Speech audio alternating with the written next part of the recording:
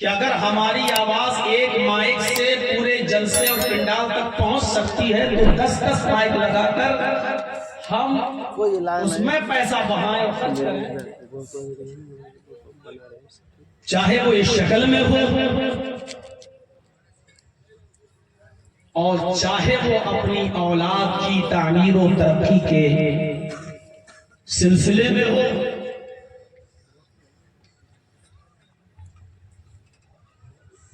یا بارات کی شکل میں ہو، یا وہ جہیز کی شکل میں ہو،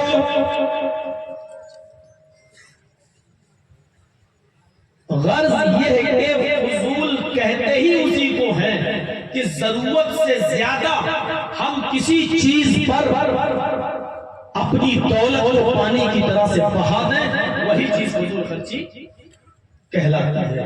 اور فضول خرچی کرنے والے کے لیے قرآن نے صرف ایک اصول اور ضابطہ بنایا ہے، ان المبذرین کانوا اخوان الشیاطین، فضول خرچی کرنے والے شیطان کے بھائی ہیں۔ ذہن میں رکھیے گا اس آیت کو۔ اللہ تعالیٰ نے اپنے نیک اور مومن بندوں کی اور سچے بندوں کی جب پہچان بتائی ہے، اس پہچان میں اس نے ایک پہچان یہ بھی بتائی ہے، وَالَّذِينَ إِذَا أَنفَقُوا لَمْ يُسْرِفُوا وَلَمْ يَقْتُرُوا وَكَانَ بَيْنَ ذَلِكَ قَوَامًا۔ اللہ کے سچے بندے، اللہ کے نیک بندے، اللہ کے مومن بندے وہ ہیں کہ جب وہ خرچ کرتے ہیں، وَالَّذِينَ إِذَا أَنفَقُوا لَمْ يُسْرِفُوا وَلَمْ يَقْتُرُوا، جب وہ خرچ کرتے ہیں تو فضول خرچی نہیں کرتے، حد سے زیادہ نہیں بڑھتے۔ اسراف، حد میں رہنا تو ٹھیک ہے، ہمارے 3 بچے ہیں، ایک بیوی اور ایک ہم 5 لوگوں پر مشتمل ہمارا گھر ہے۔ اگر 250 گرام گوشت میں، 250 گرام گوشت میں یا آدھا کلو گوشت میں ہمارا کام چل رہا ہے، ہم مزید آدھا کلو اور لا کر 1 کلو بناتے ہیں صرف اس لیے کہ کم نہ پڑ جائے ہمارے بچوں کے لیے، لیکن آدھا کلو میں کام چل گیا اور آدھا کلو ہم بیکار کر رہے ہیں، لاسٹ میں اس کو پھینک رہے ہیں، تو میرے بھائیوں یہ بھی فضول خرچی ہے۔ لیکن اگر ضرورت ہے آدھا کلو کی اور ہم کنجوسی کر کے 250 گرام گھر میں لا کر دیں کہ ہمارے بیوی اور بچوں کا صحیح پیٹ نہ بھرے، تو یہ بھی غلط ہے۔ اسلام نے اسراف سے بھی منع کیا ہے، حد سے زیادہ آگے بڑھنا، فضول خرچی سے بھی منع کیا ہے، لیکن تنگ دستی سے بھی منع کیا ہے، ضرورت کے تحت پورا انتظام نہ کرنا، اس سے بھی روکا ہے۔ وَالَّذِينَ إِذَا أَنفَقُوا لَمْ يُسْرِفُوا وَلَمْ يَقْتُرُوا وَكَانَ بَيْنَ ذَلِكَ قَوَامًا، نہ تو حد سے آگے بڑھتے ہیں، نہ اسراف کرتے ہیں، نہ فضول خرچی کرتے ہیں، وَلَمْ يَقْتُرُوا، اور نہ ہی بخیلی کرتے ہیں۔ اور اس کی جیتی جاگتی ایک مثال دیتا ہوں۔ اللہ کے نبی کے پاس ایک عورت آئی اور کہتی، اللہ کے رسول، میرے شوہر مجھے اور اپنے بچوں پر اتنا خرچ نہیں کرتے جتنا دینا چاہیے، ان کا ہاتھ بندھا رہتا ہے، کھلتا نہیں ہے، ضرورت اتنی ہوتی ہے اور وہ دیتے ہیں اتنا جس میں ہم اپنے بچوں کی اور اپنی ضرورت کو پورا نہیں کر پاتے۔ پھر اس عورت نے جو مسئلہ پوچھا، اس مسئلے پر غور کیجئے، اے اللہ کے رسول، کیا میں اپنے شوہر کی اجازت کے بغیر، آج کا یہ مسئلہ اگر عورتیں سن لیں گی تو بہت خوش ہو جائیں گی۔ اللہ کے نبی سے اس عورت نے کہا کہ اللہ کے رسول، اگر میرا شوہر مجھ کو پورا خرچ نہیں دے، بچوں کا پورا خرچ نہیں دے، تو کیا میں اپنے شوہر کی پاکٹ سے، کیا میں اپنے شوہر کی جیب سے اتنا خرچ نکال سکتی ہوں ضرورت کے مطابق جو مجھے اور میرے بچوں کے لیے پورا ہو جائے، اور میرے شوہر کو اس کا پتہ بھی نہ ہو، یعنی بنا بتائے، بغیر اس کو بتائے؟ ہم لوگ اس کو چوری کہیں گے، لیکن اس عورت نے مسئلہ جب پوچھا تو اللہ کے رسول نے فرمایا کہ تم اس کی بیوی ہو اور وہ تمہارا سرپرست ہے، کفیل ہے، نان اور نفقہ روزی روٹی کھلانے پلانے کی پوری ذمہ داری شوہر کے اوپر عائد ہوتی ہے، وہ تمہارا بھی خرچ دے گا اور تمہارے بچوں کا بھی خرچ دے گا۔ اگر وہ پورا کا پورا خرچ نہیں دیتا ہے تو تم اپنے شوہر کی جیب سے اتنا نکال سکتی ہو، اس کو بتائے بغیر جتنے میں تمہارا اور تمہاری بیوی کا، تمہارا اور تمہارے بچوں کا خرچہ چل جائے۔ دیکھیے آپ نے صرف یہ کہا جتنا تمہارا اور تمہارے بچوں کا جتنے میں خرچ چل جائے اتنا تم نکال سکتی ہو، اور یہ چوری میں نہیں لکھا جائے۔ بہت سے لوگوں کے تو دل دھڑک رہے ہوں گے کہ آج مولانا نے کیا کر دیا ہے۔ ہو سکتا ہے کہ صبح صبح بہت سے لوگوں کی جیب بھی کٹ جائے گھر سے، لیکن اکثر یہ ہوتا ہے کہ شریعت میں کسی چیز کی اجازت مل گئی تو اب اس کا ناجائز لوگ فائدہ بھی اٹھاتے ہیں۔ اب عورتیں ضرورت تو 1000 کی ہے، اب وہ 5000 لے لیں گے، اب وہ اپنا فیئر اینڈ لولی پونڈز کریم سب کا اور جوڑ لیں گے۔ بازار میں اور مارکیٹ میں بہت اچھے سوٹ چلنے لگے ہیں، پلازو نئی نئی ڈیزائنیں آنے لگی ہیں، تو چلو یہ بھی ہم لے لیں گے۔ اب تو مولانا صاحب نے اجازت دے دی ہے، انگلی کی ہے ہم دیکھا دیں گے، ایک پور کی دی ہم پوری انگلی بڑھا دیں گے۔ جرجی صاحب نے 100 روپے کہاں نکال سکتے ہو، چلو ہم 500 نکال لیں گے، اجازت تو ملی گئی ہے۔ یاد رکھنا شریعت نے اتنی ہی اجازت دی ہے جتنے میں تمہارا اور تمہارے بچوں کا خرچہ چل سکے، اس سے زیادہ نہیں، اس سے زیادہ لمٹ میں تم نہیں نکال سکتی ہو، پھر وہ چوری مانی جائے گی جو شوہر کے مال میں بھی جائز نہیں۔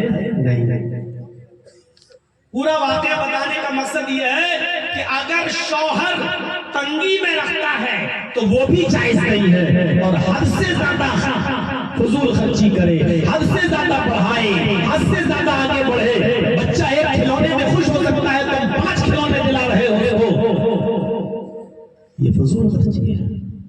اور آئیے اب میں آپ کو جو مثالیں حدیث کی کتابوں سے دینے جا رہا ہوں، ان مثالوں پر اگر آپ غور کریں گے تب آپ کو احساس ہوگا کہ شریعت نے تو حلال جائز کاموں میں اور اچھے کاموں میں بھی فضول خرچی کرنے کی اجازت نہیں دی ہے، تو ناجائز کاموں میں فضول خرچی کی اجازت کہاں سے ہو جائے گی؟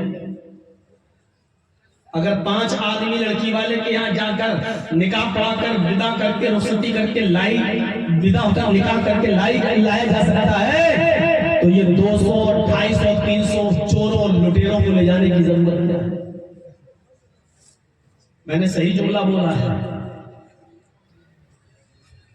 باراتی کہیے آپ، ہم چور اور لٹیرے کہیں گے۔ تو میرے بھائیوں اب میں مثالیں دوں گا اور سنیے گا۔ پہلی مثال بخاری شریف سے، آپ نے رات کے 2 بجے تک مختلف علماء کو سن لیا ہے، اب سنیے۔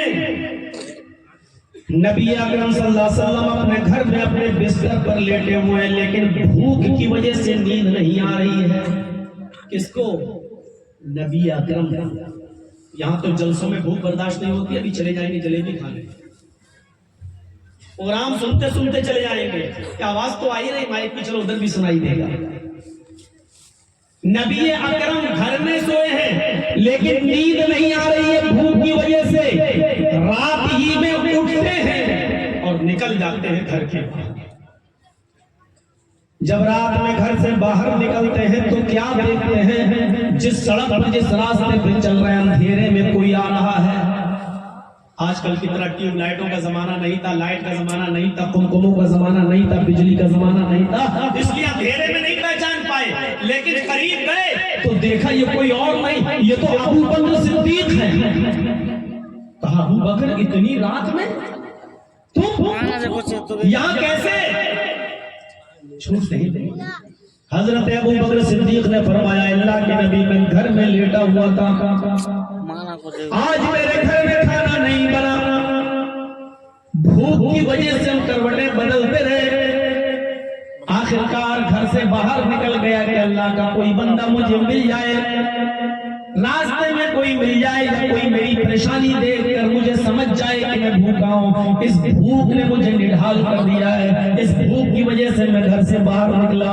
अल्लाह के नबी फरमाते हैं अबू बकर, वल्लाह अल्लाह की कसम मुझे भी भूख ने ही घर से बाहर निकाला है। अंदाजा लगाइए, कायनात का सबसे बड़ा इमाम, जिसके लिए आसमान से जिब्रील आए हो, फरमाया कि अल्लाह ने कहा है ऐ मोहम्मद अगर आप कहें तो हम आपके लिए इस ओहद पहाड़ को सोने का पहाड़ बना दें, जहां आप चले ये पहाड़ आपके साथ चले, जहां आप रुके पहाड़ रुक जाए। ये सोने के पहाड़ को बनाकर आपको उसका मालिक बना दे, लेकिन अल्लाह के नबी मना करते हैं मुझे इस दुनिया में सोने का मालिक नहीं बनना है, मैं तो इस दुनिया में जन्नत का मालिक बनने के लिए आया हूँ, ऐसे अमल करने के लिए आया हूँ जो मुझे जन्नत का हकदार बना दे, जन्नत का मालिक बना दे। उस नबी की नींद का आलम, भूख का आलम ये है कि उसको घर में खाने के लिए कुछ नहीं है। चले अबू बकर तुम भी भूखे हम भी भूखे, चलो आगे चलते हैं, शायद अल्लाह कोई इंतजाम कर।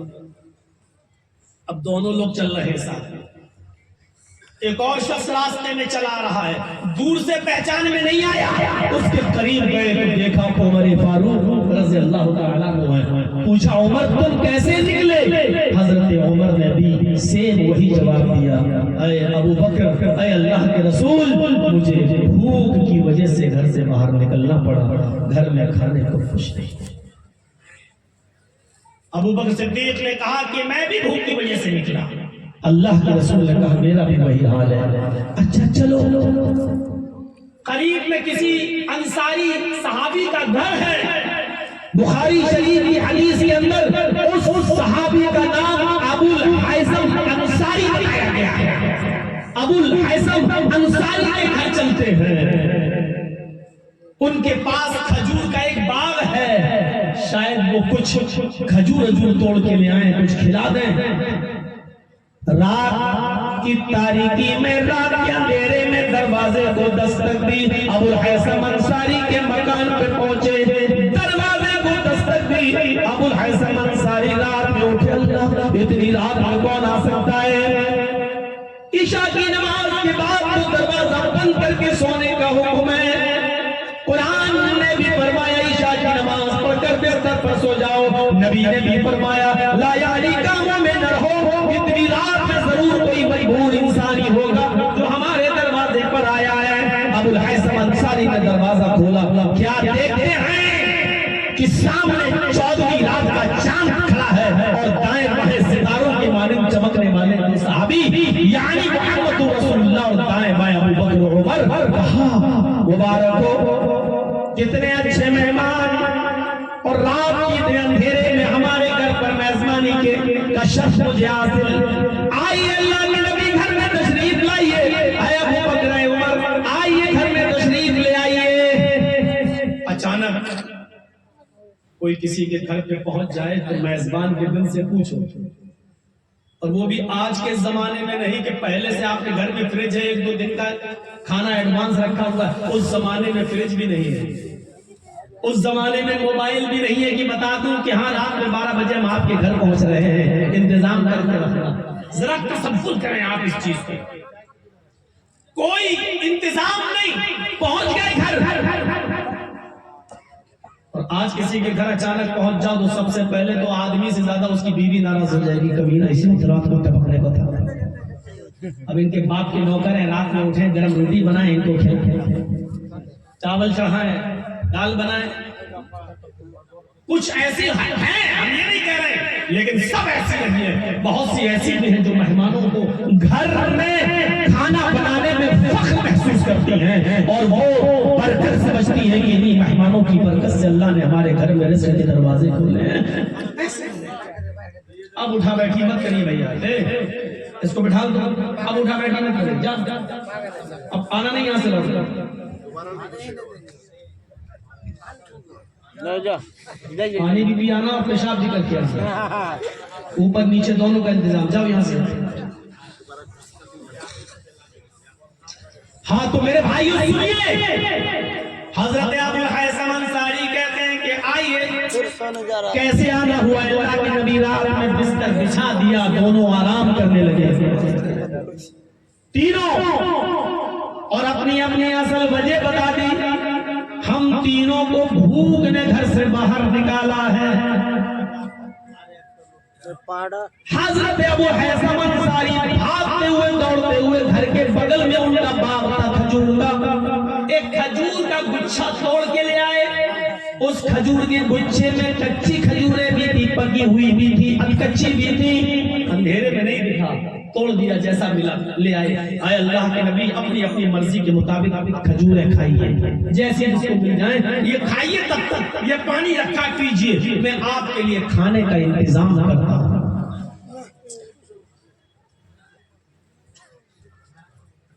گئے اور ایک بکری نکالی ابو الحیثم نے، اور بکری کو جیسے ہی ذبح کرنے والے ہوئے، اللہ کے نبی نے پوچھا یا ابو الحیثم، لگتا ہے یہ بکری تو دودھ دیتی ہے.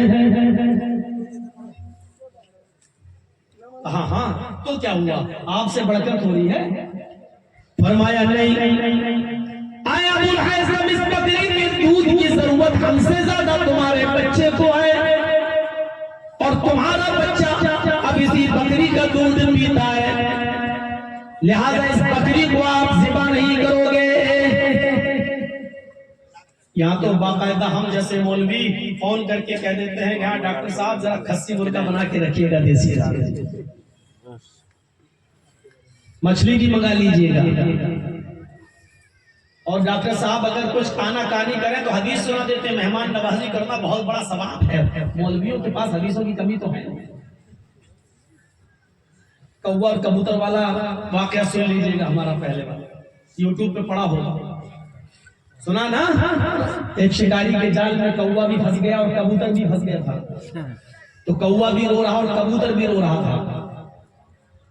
تو کبوتر نے غصے سے کہا چپ چپ چپ، کوے سے کاؤں کاؤں کاؤں کاؤں کرتے ہوئے میرا دماغ خراب کر دیا. تو کوا بولا کہ تو بھی تو گڈر گڈر کرتے کرتے میرا دماغ خراب کر دیا، ہم رو رہے ہیں تو بھی تو رو رہا ہے.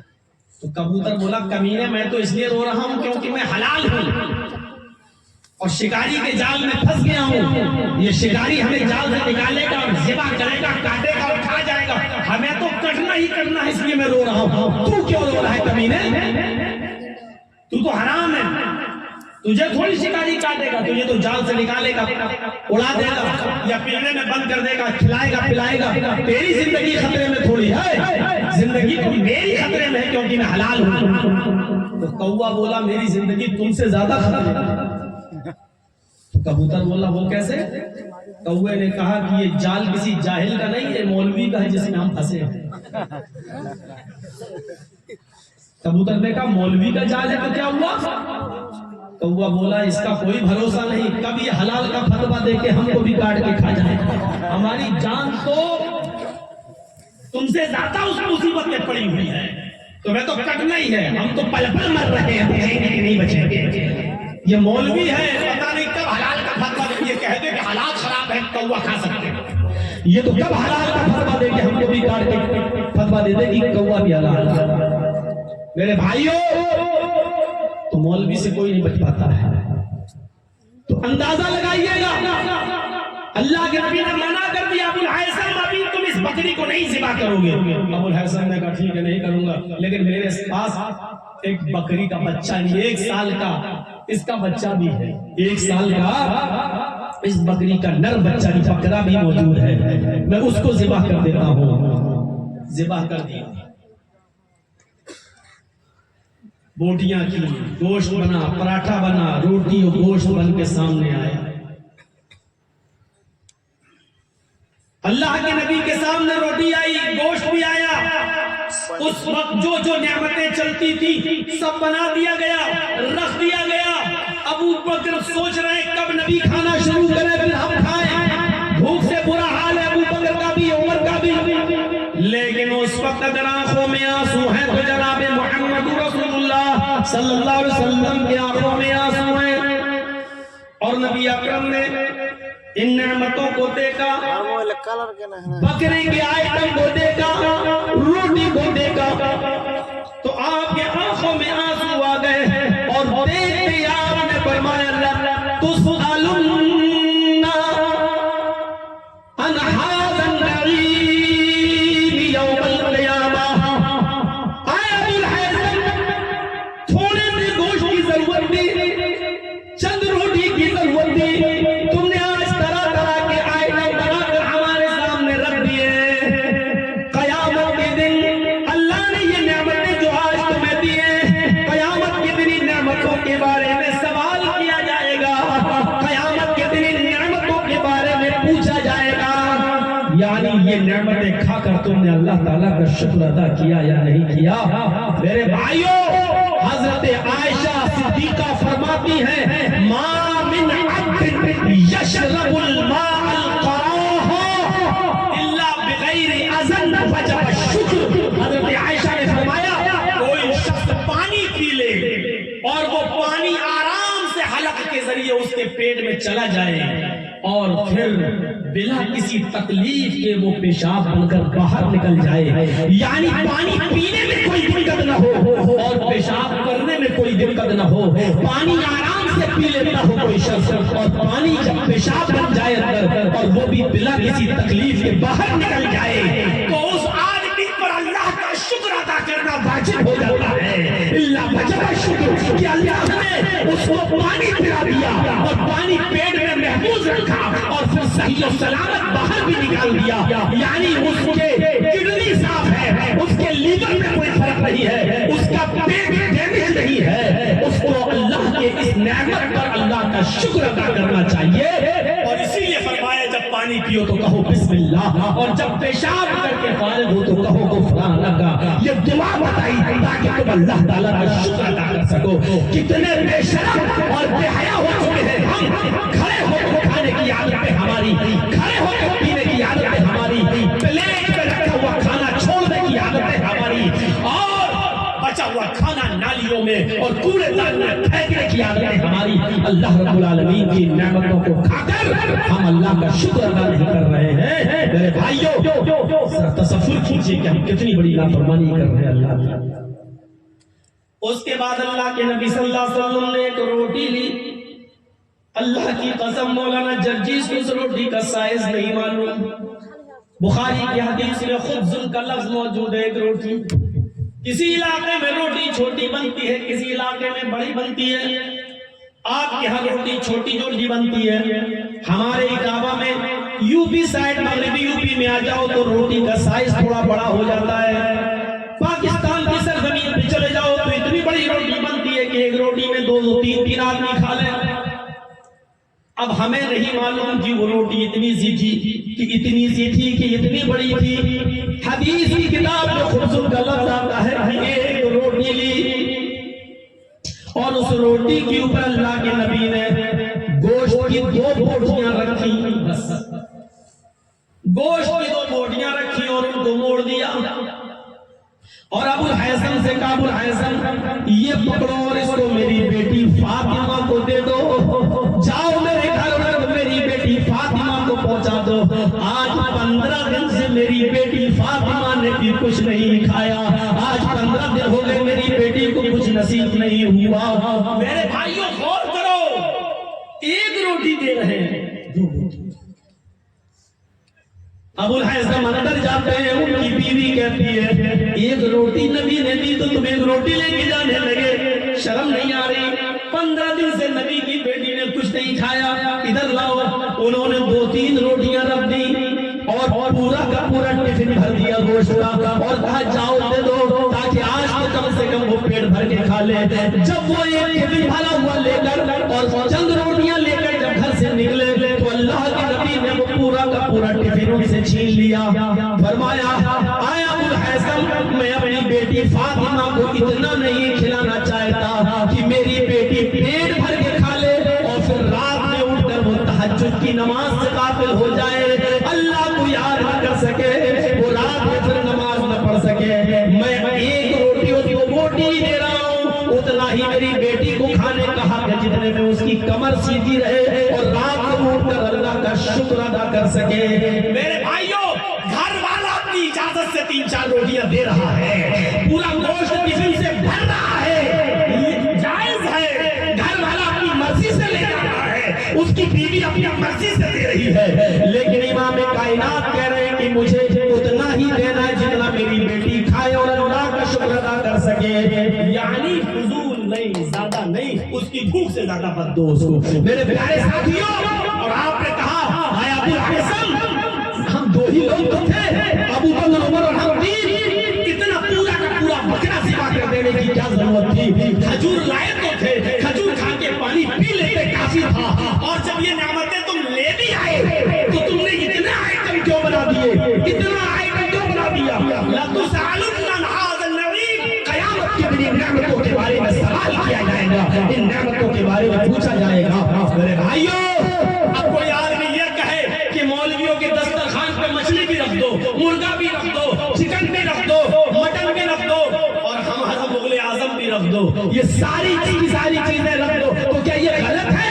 میں غلط نہیں کہہ رہا ہوں آپ کو، میں غلط نہیں کہہ رہا ہوں، آپ کو اللہ نے مہمان نوازی کی استطاعت دی ہے، آپ کھلائیے، معاملہ ہے شکر کا، کھانے والے کو بھی اور کھلانے والے کو بھی اللہ کی نعمتوں پر اللہ کا شکر ادا کرنا چاہیے۔ اللہ کے نبی نے کھایا لیکن اللہ کا شکر ادا کیا، اور کیا کہا کہ ان نعمتوں کے بارے میں سوال ہوگا کہ ان نعمتوں کو تم نے کھا کر اللہ کا شکر ادا کیا یا نہیں کیا۔ ایک بیٹی دے کے بھی آزماتا ہے، 4 بیٹیاں دے کے بھی آزماتا ہے، پیسہ دے کے بھی آزماتا ہے، پیسہ چھین کے بھی آزماتا ہے، غریب بنا کر بھی آزماتا ہے، امیر بنا کر بھی آزماتا ہے۔ نبی اکرم کا رات کو بھوکا اٹھنا، ابو بکر کا رات کو بھوکا گھر سے نکلنا، عمر فاروق کا رات کی تاریکی میں بھوک سے بے چین ہو کر نکلنا، اور ابو الحسن کا مہمان نوازی کرنا، اور اس موقع پر اللہ کے رسول کا یہ کہنا کہ ان نعمتوں کے بارے میں سوال ہوگا۔ ہمیں اشارہ مل رہا ہے کہ کسی بھی چیز کی زیادتی جائز نہیں ہے، جتنے میں کام چل سکتا ہے اتنے میں کام چلاؤ، زیادتی کسی چیز کی فضول خرچی نہیں۔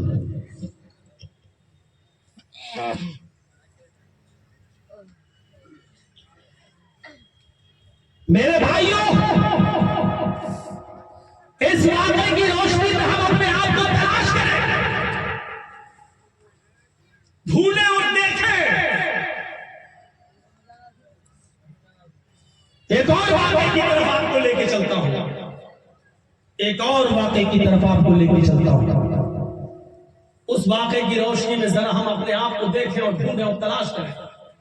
حضرت کعب بن مالک کا نام سنا ہوگا۔ غزوہ تبوک میں اللہ کے رسول نے جب جنگ کرنے کا اور نکلنے کا حکم دے دیا تھا جہاد کے لیے، تو اس میں حضرت کعب بن مالک پیچھے رہ گئے تھے۔ اللہ کے رسول نے کعب بن مالک کا بائیکاٹ کر دیا تھا۔ کچھ دنوں کے بعد کعب بن مالک کو مسجد میں آنے سے بھی منع کر دیا تھا۔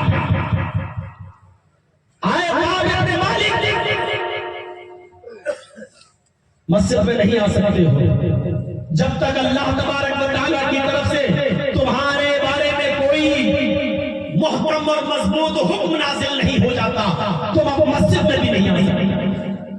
غور کیجئے گا، اللہ کے رسول نے ایک کام کا حکم دیا اور وہ اس سے پیچھے رہ گئے اور عذر بتایا کہ کچھ نہیں، میں نے سوچا میرا گھوڑا بہت اچھا ہے، بہت مضبوط ہے، ہم تو صبح صبح نکلیں گے اور پہنچ جائیں گے، لیکن ہم کو نیند آ گئی، نہیں اٹھ پائے، اس لیے اس غزوے سے پیچھے رہ گئے۔ بس اللہ کے رسول نے کہا تمہارا عذر غیر معقول ہے، اس لیے اللہ کی طرف سے حکم آئے گا تب تم سے بات چیت نہیں۔ نماز سے روک دیا، مسجد سے روک دیا۔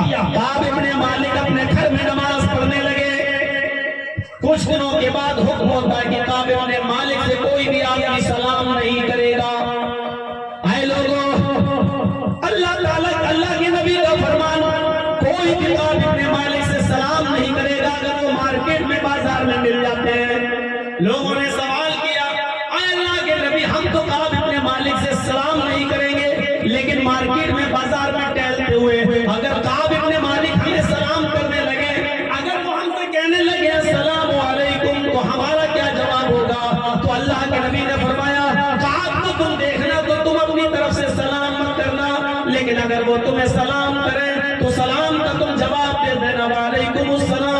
اس کے بعد تم کچھ مت بولنا، وہ کچھ بھی تم سے پوچھے کوئی جواب نہیں دینا، آگے بڑھ جانا، وہ زیادہ ضد کرے تو فرما دینا کہ محمد رسول اللہ صلی اللہ علیہ وسلم نے تمہاری کسی بھی بات کا جواب دینے سے منع کر دیا۔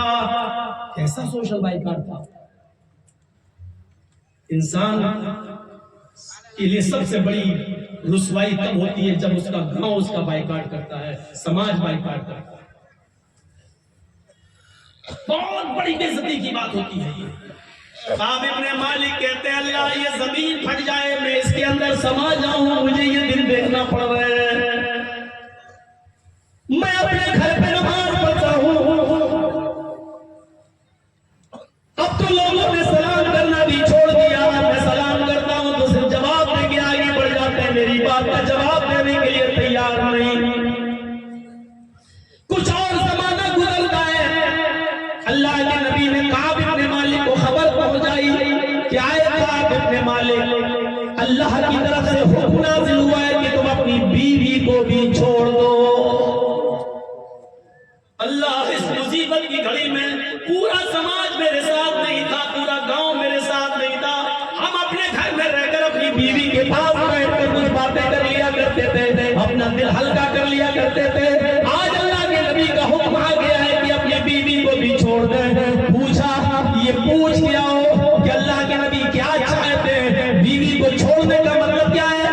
طلاق دے دوں یا اس کو سے بات چیت کرنا بند کر دوں؟ اللہ کے نبی نے فرمایا جاؤ کعب ابن مالک سے کہہ دو کہ طلاق دینے کا حکم نہیں ہے، صرف بیوی سے بات چیت نہیں کر سکتے ہو، بیوی سے بات چیت کرنا بند کر دو۔ جب تک اللہ کی طرف سے کوئی حکم نازل نہیں ہوتا ہے تو بیوی سے بھی بات چیت کرنے کی اجازت نہیں۔ کعب ابن مالک کہتے ہیں کہ میں نے اپنی بیوی سے کہا تم اپنے گھر چلی جاؤ، کیونکہ میرے گھر میں رہو گی تو میرا بات کرنے کو دل کرے گا، اور جب میں بات کروں گا تو اللہ کے نبی کی نافرمانی ہوگی، اب میرا فیصلہ جو بھی ہو اللہ کی طرف سے، اللہ ہی کو معلوم ہے، اب تم جاؤ، اللہ کوئی خیر کرے گا تو تم آنا، ورنہ جب تک میں تمہیں نہیں بلاؤں تم مت آنا۔ بیوی کو بھی مائکے بھیج دیا، گھر بھیج دیا۔ میں جو بتانا چاہتا ہوں واقعہ آ گیا، 50 دن کا عرصہ گزر گیا، تقریباً 2 مہینے کا عرصہ اس سوشل بائیکاٹ کے سلسلے میں اتنی لمبی مدت گزر گئی۔ ایک دن فجر کی نماز پڑھنے کے بعد اپنے گھر کی چھت کے اوپر بیٹھے ہوئے تھے اور فضا کو دیکھ رہے تھے، بھیگی بھیگی خوشبو آ رہی تھی، ٹھنڈی ٹھنڈی ہوا محسوس کر رہے تھے اور کہہ رہے تھے یہ ساری چیزیں مجھے کاٹ رہی ہیں، یا اللہ وہ دن کب آئے گا میرے لیے کوئی حکم نازل فرما دے۔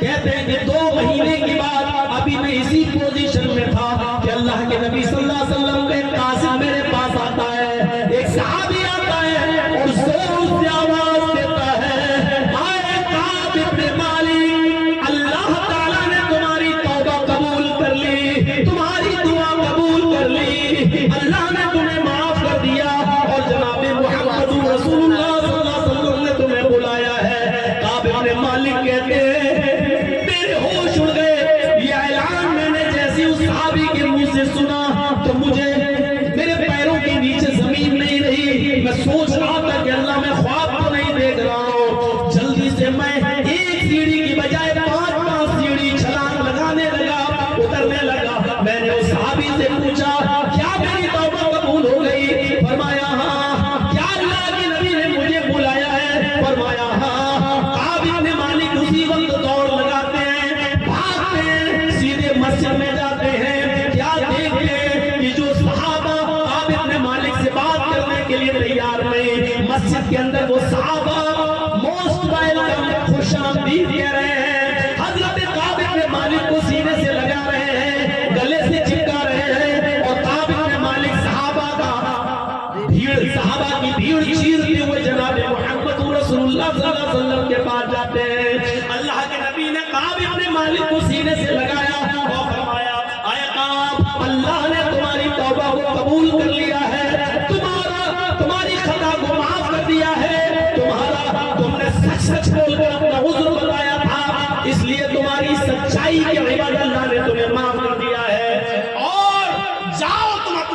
کو اپنے گھر سے بلا لاؤ.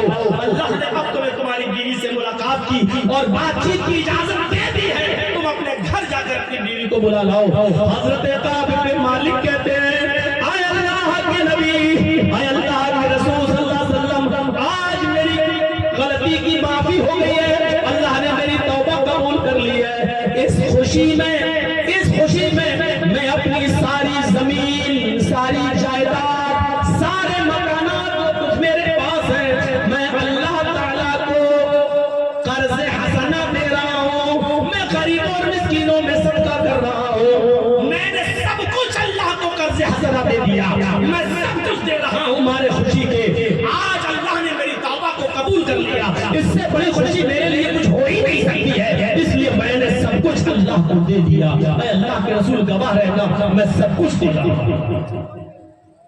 اب دیکھیے، جیسے ہی انہوں نے سب کچھ دیا اور اللہ کے رسول سے کہا کہ میں سب کچھ دے رہا ہوں اللہ کی راہ میں، تو فوراً اللہ کے نبی کھڑے ہوتے ہیں. جو چیز بتانا چاہتا ہوں وہ اب آئی ہے.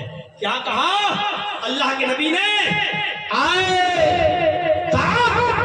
نہیں، تم بھلے ہی اللہ کی راہ میں سب دینا چاہتے ہو اور بہت اچھی بات ہے بھائی، اللہ کی راہ میں دے رہے تھے، صدقہ کر رہے تھے، جس چیز کے مالک تھے سب کچھ دینا چاہ رہے ہیں. لیکن اللہ کے نبی نے فرمایا، بخاری شریف کی حدیث کے الفاظ، اللہ کے نبی نے فرمایا امسک علیکا بعض مالک. نہیں، تھوڑا مال، کچھ مال روک لو. اگر سارا کا سارا تم اللہ کی راہ میں صدقہ کر دو گے تو پھر تم بھیک مانگو گے، پھر تم کیا کھاؤ گے؟ تم سڑک پر آ جاؤ گے، تم روڈ پر آ جاؤ گے. اپنے اوپر کچھ مال روک لو. اچھے کام میں، دینی کام میں بھی سارا کا سارا مال لٹانا جائز نہیں ہے. دیکھ رہے ہیں آپ، اچھے کام میں بھی آپ سب کچھ نہیں لٹا سکتے ہیں. اللہ نے کہا، اللہ کے نبی نے کہا اتنا دو اتنا حکم دیا گیا ہے. زکات فرض ہے، 100 میں 2.5 روپے، 40 میں 1 روپیہ، 1000 میں 25 روپے دو. اس کے بعد استطاعت ہے تو غریبوں مسکینوں میں صدقہ کرو. لیکن سارا کا سارا مال لٹا کر تم خود فقیر بن جاؤ، تم خود دوسروں کی روٹیوں کے ٹکڑوں پر پلو، یہ بھی جائز نہیں ہے. میرے بھائیوں، جب جائز کاموں میں فضول خرچی جائز نہیں ہے، جب اچھے اور دینی کاموں میں فضول خرچی جائز نہیں ہے، جب مدرسے کو اپنے گھر کا پورا مال لٹا دینا، صدقہ و خیرات کر دینا جائز نہیں ہے، تو پھر باراتیوں پر اور جہیز میں اور شادیوں کے موقع پر ان غلط کاموں میں اور غیر سنت کاموں میں فضول خرچی کرنا اور اپنے گھر کا قیمتی اور محنت کا اثاثہ لٹانا کہاں سے جائز ہو جائے گا؟ اس بات کو ذرا اپنے ذہن میں رکھیے. کعب ابن مالک کا یہ کہنا، اے اللہ کے رسول میں سارا مال دے رہا ہوں، اللہ کے نبی کا یہ کہنا امسک علیک بعض مالک، نہیں، سارا نہیں دے سکتے ہو، کچھ رو.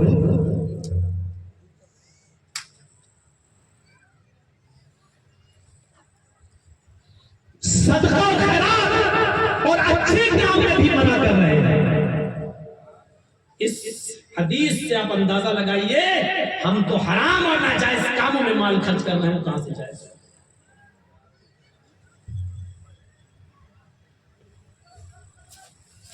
یہ قرآن اور حدیثیں اس لیے سنائی جاتی ہیں تاکہ ہم اس کو اپنے سماج اور معاشرے پر لاگو کریں اور ان حدیث کی روشنی میں ہم اپنے آپ کو دیکھیں، ٹٹولیں.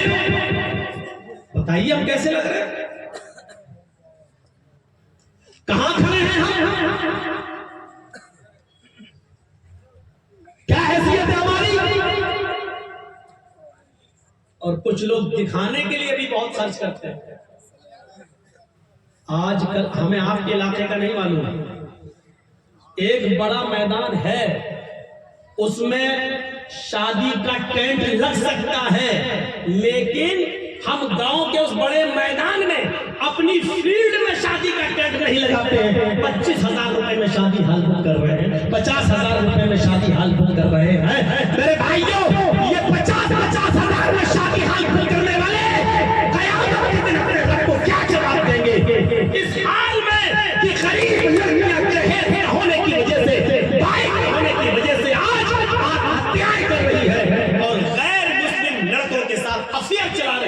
اور غیر مسلم لڑکوں کے ساتھ نکاح کر رہی ہے، کیونکہ ان کے پاس بائک نہیں ہے، ان کے باپ کے پاس دینے کے لیے 5 لاکھ روپیہ نہیں ہے اس انٹرنیشنل بھکاری کے لیے جو دکان کھول سکے۔ میرے بھائیوں، اس لیے اسے بہتر سمجھتی ہے کہ کسی غیر مسلم لڑکے کے ساتھ ہم پیار کریں، اور کورٹ میں جا کے وہ لو میرج کرتی ہے اور پھر اس لڑکی کا جنازہ نکلتا ہے، 2 بچوں کا ماں بنایا جاتا ہے اس کو، اور بچے کو اپنے پاس رکھ کر وہ غیر مسلم لڑکا اس لڑکی کو طلاق دے دیتا ہے۔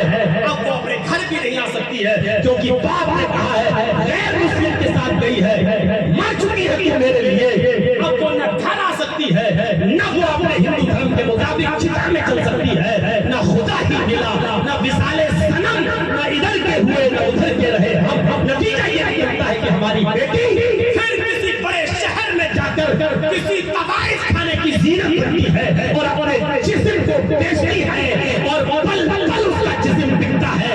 اس کے ذمہ دار سماج کے وہ چودھری اور سماج کے وہ ٹھیکیدار ہیں جو اپنی بیٹیوں کی شادی کے لیے 50-50 ہزار روپے میں میرے حال کو کرتے ہیں، ان کو ان غریب لڑکیوں کی شادی کی فکر نہیں ہوتی ہے۔ یہ ٹھیکیدار، یہ سرمایہ دار، یہ چودھری، یہ مکھیا، یہ پردھان، یہ امیر، یہ دولت مند اور یہ ساہوکار لوگ ہیں، غریب لڑکیوں کے ہتھیارے ہیں، ان کو طوائف کے کوڑے تک پہنچانے کی ذمہ داری یہ لوگ۔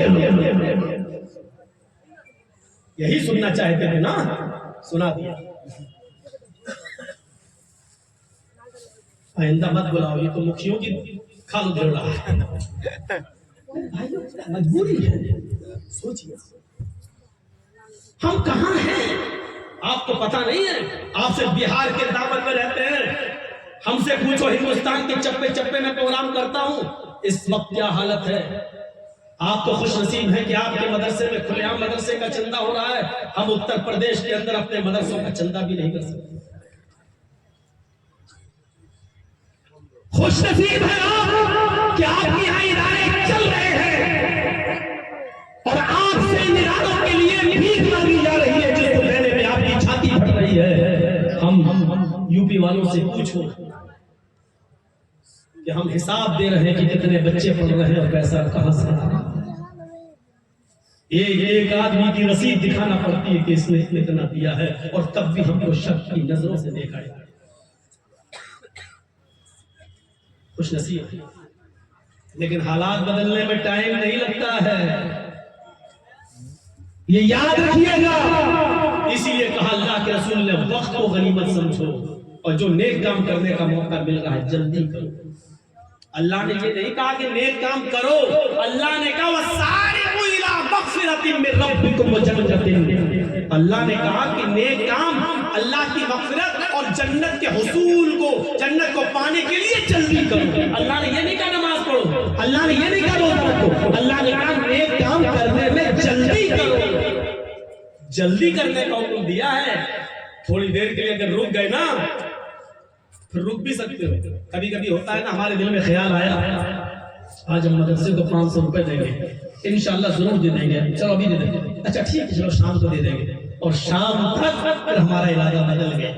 حضرت ابو بکر صدیق کا واقعہ امام بخاری رحمۃ اللہ علیہ الادب المفرد کے اندر نقل کرتے ہیں کہ وہ لیٹرین کے لیے گئے جنگل میں، اس زمانے میں شوچالے اور لیٹرین گھر میں نہیں ہوا کرتا تھا، جنگل میں گئے، درختوں کی آڑ میں بیٹھے، ابھی بیٹھے ہی نہیں اٹھ گئے، لیٹرین نہیں تھی، قضائے حاجت سے فارغ نہیں ہوئے، سیدھے اٹھے اور اپنے گھر گئے، اور گھر سے نکلے پھر کسی اور گاؤں میں گئے، تھوڑی دیر کے بعد پھر گھر گئے اور پانی کا لوٹا لیا، پھر جنگل میں گئے اور پھر لیٹرین کی، پھر واپس آئے۔ کسی نے دیکھ لیا تھا، کہا آیا ابو بکر ابھی تھوڑی دیر پہلے بھی جنگل میں گئے تھے، پھر گئے ہو، زیادہ کھا لیا کیا؟ یہ لوز موشن ہو گیا ہے، لیٹرین لگ گئی ہے، یہ بار بار کیوں گئے؟ حضرت ابو بکر نے کہا پہلی بار گئے تو لیٹرین نہیں کی تھی، اٹھ گیا تھا۔ اچھا کیوں؟ کہا جیسے ہی میں لیٹرین کے لیے بیٹھا مجھے خیال آیا کہ میرے تکیے کے نیچے سونے کا ایک ٹکڑا ہے، میں اس کو غریبوں میں صدقہ کر دوں۔ فوراً اٹھا اور میں سیدھے گھر گیا اور سونے کا وہ ٹکڑا لیا، اور پھر میں غریب اور مسکینوں میں گیا، اس ٹکڑے کو بیچا، اس کی قیمت میں نے غریب اور مسکینوں میں بانٹ دی۔ اس کے بعد گھر گیا اور پانی کا لوٹا بدلا لیا، اب میں آیا ہوں، اب میں نے لیٹرین کی۔ پوچھنے والے نے کہا آیا ابو بکر صدیق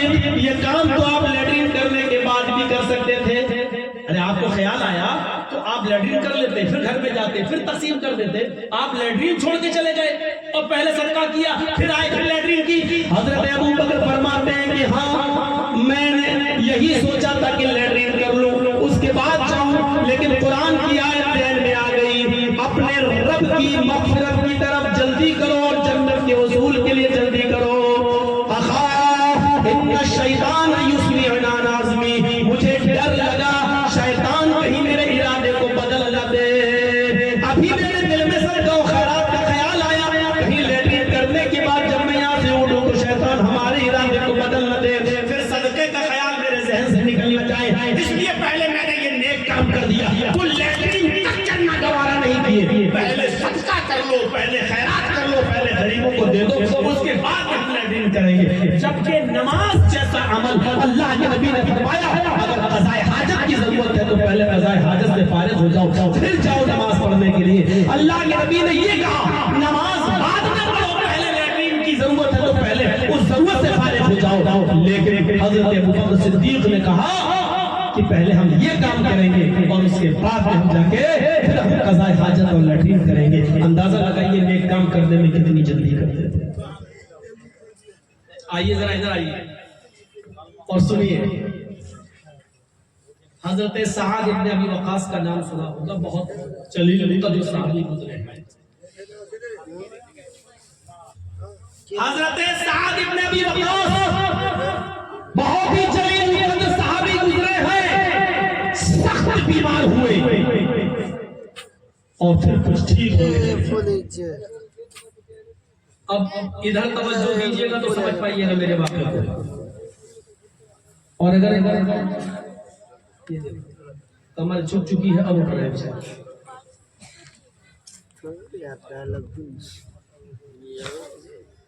اللہ کے رسول صلی اللہ علیہ وسلم کو پتا چلا کہ سعد ابن وقاص بیمار ہیں تو ان کے گھر ہے عیادت کرنے. بہت ثواب ہے بیمار کی عیادت کرنے کا.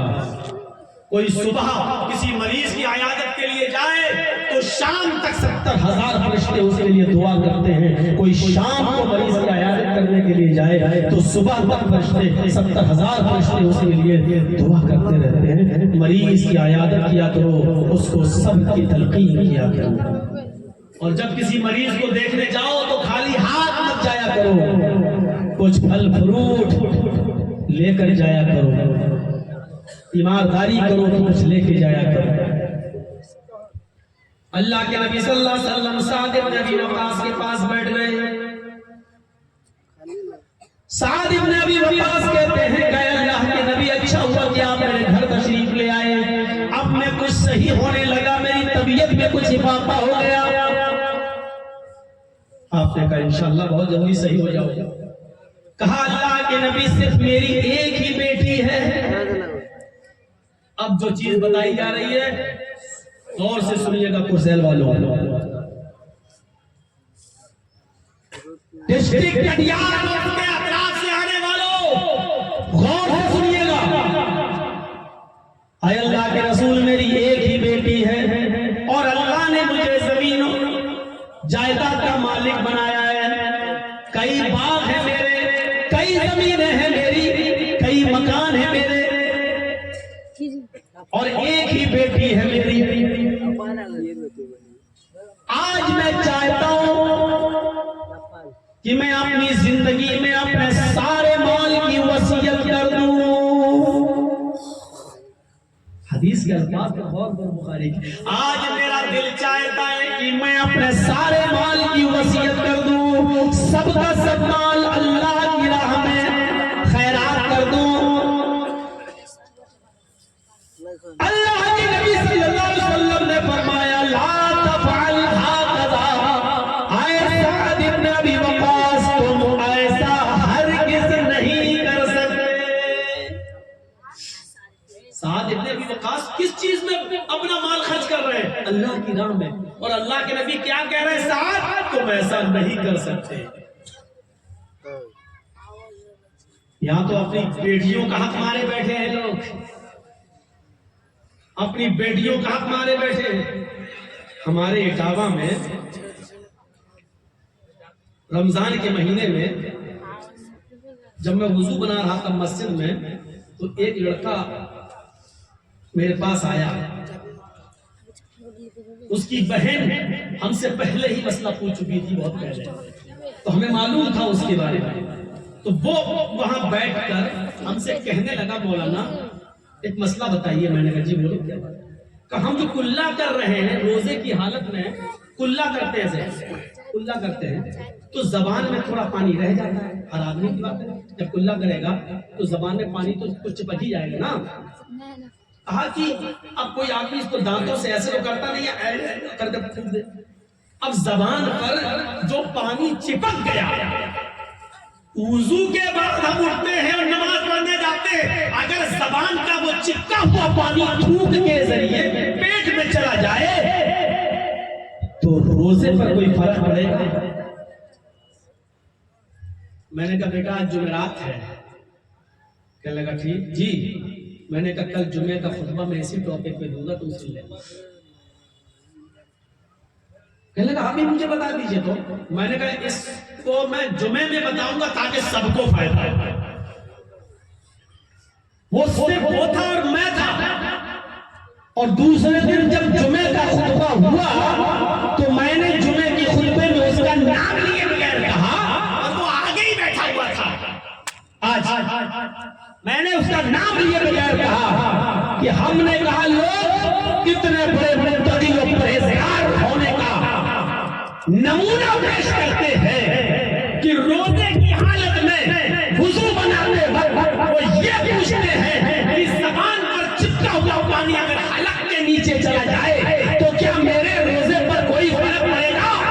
پوچھنے والے لوگ وہ ہیں جو اپنی بہنوں کا حق مارے بیٹھے ہیں، جن کی بہنیں ہمارے پاس شکایت لے کے آئی ہے کہ بھائی اپنی وراثت میں سے اپنی بہن کو حق نہیں دے رہا ہے، جو اپنی بہنوں کا حق مارے بیٹھے ہیں وہ یہ مسئلہ پوچھتے ہیں کہ ہم روزے کی حالت میں اگر زبان پر چپکا ہوا پانی اگر حلق میں چلا جائے تو روزے پر کوئی فرق پڑتا یا نہیں پڑتا ہے؟ یہ تقویٰ اور متقی کا ڈرامہ بند کرو، وہ سب ظالم ہے، چاہے کتنی نمازیں پڑھ لو، چاہے کتنے روزے رکھ لو، چاہے کتنی تہجدیں پڑھ لو، جو اپنے بیٹوں کو تو زمین اور جائیداد دیتے ہیں لیکن اپنی بیٹیوں کے لیے ان کے پاس کوئی زمین نہیں ہے، کوئی حصہ نہیں ہے، یہ خائن ہے۔ قیامت کے دن اللہ تبارک و تعالی نماز اور روزے کی کمی کو معاف کر سکتا ہے لیکن بندے کے حق مارنے کے جرم میں آپ کو معاف نہیں کرے گا۔ صرف شادی کر کے جہیز دے دینے سے میرے بھائیوں لڑکیاں وراثت سے محروم نہیں ہو جائیں گی، بہنوں کا بھی حق ہے اور بیٹے جو آپ کو دینا پڑے گا، آپ کے انتقال کے بعد ترکے کی شکل میں ان کو ملے گا۔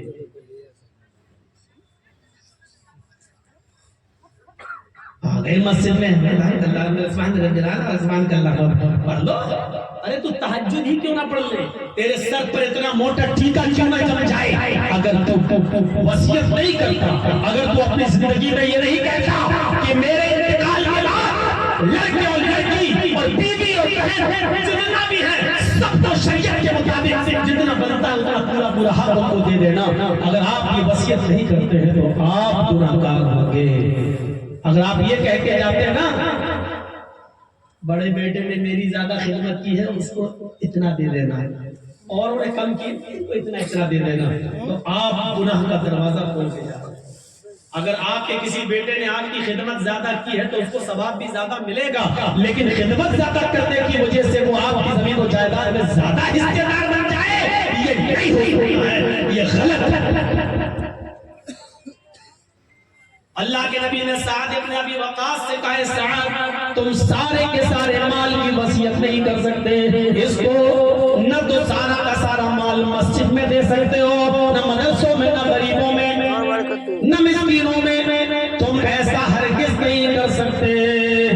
حضرت سعد ابن ابی وقاص کہتے ہیں اے اللہ کے نبی تب ہم 2/3 مال کی وصیت کر دیتے ہیں، 2/3 یعنی ہماری جو وراثت، جو زمین و جائیداد، جو زمین ہے، جو مکان ہے، ہم اس کے 3 حصے کر دیتے ہیں اور 2 حصے خیرات کر دیتے ہیں، صدقہ کر دیتے ہیں، اللہ کی راہ میں نکالنے کی وصیت کر دیتے ہیں۔ 3 حصے کر کے 2 حصے. کیا 2/3 کی 2/3 کی میں وصیت کر دوں؟ اللہ کے نبی نے فرمایا لا تفعل. آئے سعد تم 2/3 کی بھی وصیت نہیں کر سکتے، یہ تمہارے لیے غلط ہے. تم اپنی وراثت میں سے، اپنی ملکیت میں سے 3 حصوں میں سے 2 حصے کی بھی وصیت نہیں کر سکتے. حضرت سعد بن ابی وقاص کہتے ہیں بخاری شریف کی روایت، اے اللہ کے نبی تب ہم آدھا کر دیتے، آدھے کو ہم چھوڑ دیتے اور آدھا مال ہم وصیت کر دیتے کہ اللہ کی راہ میں خیرات ہے، اللہ کی راہ میں صدقہ ہے. اللہ کے نبی فرماتے ہیں سعد تم آدھا مال بھی اللہ کی راہ میں نہیں نکال سکتے، ہماری ملکیت آدھی تم نہیں نکال سکتے.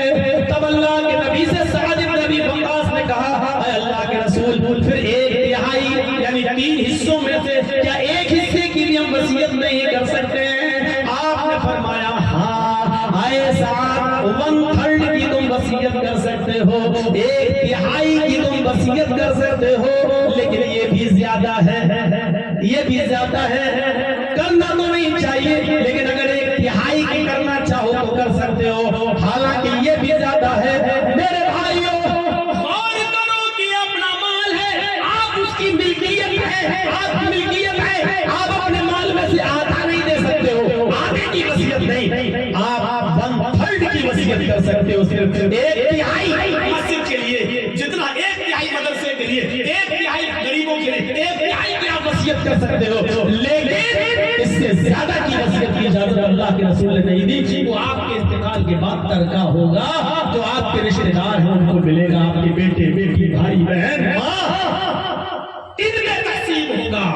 کسی کی 2 بیوی ہوتی ہیں، کسی کی 3 بیوی ہوتی ہیں، کسی کے 2 بچے ہوتے ہیں، کسی بیوی سے 5 بچے ہوتے ہیں، کسی سے 2 بیٹی ہوتی ہے، کسی سے 2 بیٹے ہوتے ہیں. یہ سب اسی میں سے جو ترکہ ہے اس میں سے تقسیم ہوگا. میرے بھائیوں موقع نہیں ہے ورنہ میں چاہتا ہوں کہ ایک تقریر ہماری وراثت کے ٹاپک پر ہونی چاہیے کہ باپ ماں کا کتنا ہے، بیوی کا کتنا ہے، بھائی کا کتنا ہے، بہن کا کتنا ہے. لیکن ہم سوچتے ہیں کہ اگر یہ تقریر کبھی کسی موضوع پر ہم کر دیں گے تو وہ آپ کے سر سے اوپر گزرے گی، سمجھ میں نہیں آئے گی. پھر آپ کہیں گے کہ مولوی نے کیا بولا ہماری سمجھ میں نہیں آئی ہے. میرا دل چاہتا ہے کہ ایک تقریر ایسی ہو کہ اگر 5 بہنیں 3 بھائی تو بہنوں کا کتنا بنتا ہے، بھائیوں کا کتنا بنتا ہے، بیوی کا کتنا بنتا ہے. اگر آپ کے باپ نے 2 شادیاں کی ہیں تو ان سے جو بچے ان کا کتنا بنتا ہے، اس سے جو بچے اس کا کتنا بنتا ہے، اس سے جو بیٹیاں اس کی کتنی بنتی ہے. اگر باپ کی ماں یعنی دادی زندہ ہے آپ کی تو اس میں حق ہے یا نہیں؟ میرے بھائیوں دل چاہتا ہے کہ اس موضوع پر ایک تقریر کی جائے، لیکن یہ سوچ کر نہیں کرتا ہوں کہ یہ اتنی بڑی تقریر ہوگی کہ ہمارے دماغ سے کہیں اوپر نہ جائے اور آپ کی سمجھ سے کہیں باہر نہ ہو اور آپ یہ کہیں کہ مولانا کیا بولا، کیونکہ اس میں وہی ہوتا ہے 1/3 1/4 1/6 یہ سب گلا بھاگ لگا کے بتانا پڑتا ہے جو ہمارے سروں سے اوپر جاتا ہے. اس لیے ڈرتا ہوں کہ یہ نہ کہہ دو کہ مولوی تقریر کرنا بھول گیا، لیکن کبھی انشاءاللہ کروں گا جب زیادہ برائیاں دیکھوں گا اس ٹاپک پر بھی بولوں گا. تو میرے بھائیوں سعد بن ابی وقاص نے چاہا کہ ہم پورا مال تقسیم کرنے، اللہ کے نبی نے نہیں کرنے دیا. اچھا یہ حدیث بتا رہی ہے کہ اچھی جگہوں پر بھی آپ اپنا سارا مال خرچ نہیں کر سکتے. یہ 3 حدیثیں کافی ہیں. اب آئیے ہم اپنے سماج اور سوسائٹی میں دیکھیں ہم شادیوں میں کتنا خرچ کرتے ہیں، جہیز میں کیا کر رہے ہیں، جہیز کا چلن کیسا ہے. آج آپ کو یہ سننا ہی پڑے گا. تھوڑی دیر کے لیے کلیجہ تھام کر بیٹھے، جب جھمیلے ہم نے پالے ہیں تو سننا بھی پڑے گا، اور اگر نہیں سننا چاہتے ہو تو پھر جلسے کرانا بند کریے. پہلے تھوڑا سا اشارہ شادی کی. شریعت میں شادی میں تیرداری کو اختیار کرنا اور منتخب کرنے کو ترجیح دی ہے. ایک مسئلہ پہلے ذہن میں رکھیے، شادی کا پیغام لڑکے والوں کو دینا چاہیے لڑکی کے گھر، یا لڑکی والے پہنچائیں لڑکے والے کے گھر؟ کیا صحیح ہے؟ ہمارے سماج میں کیا ہوتا ہے، پہلے ذہن کو رکھیے، لڑکے کے ماں باپ رشتہ لڑکی کے گھر لے کے جائیں یہ صحیح ہے، یا لڑکی کے ماں باپ کو فکر ہونی چاہیے کہ اپنی بیٹی کا رشتہ ہم کے لیے جائیں لڑکے والوں کے پاس؟ دو چیزیں۔ تیسری چیز، کیا کوئی لڑکا خود کسی لڑکی سے کہہ سکتا ہے کہ میں تم سے شادی کرنا چاہتا ہوں؟ کیا کوئی لڑکا خود پیغام پہنچا سکتا ہے یا نہیں؟ اور چوتھی چیز، کیا کوئی لڑکی بھی خود اپنا پیغام کسی لڑکے کو دے سکتی ہے کہ نہیں کہ میں آپ سے شادی کرنا چاہتی ہوں؟ یہ چار چیزیں آج سمجھ لیجیے گا۔ شاید میں اب تک نہیں بولا ہوں۔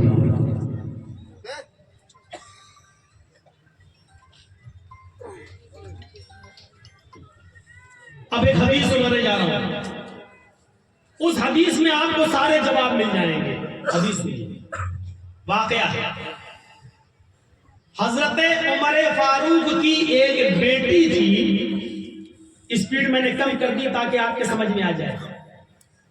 حضرت عمر فاروق کی ایک بیٹی تھی جن کا نام تھا حفصہ، اور حضرت حفصہ کا نکاح ہوا تھا حضرت خنیس ابن حذافہ السہمی رضی اللہ تعالیٰ عنہ سے۔ نام کیا تھا ان کے شوہر کا؟ خنیس۔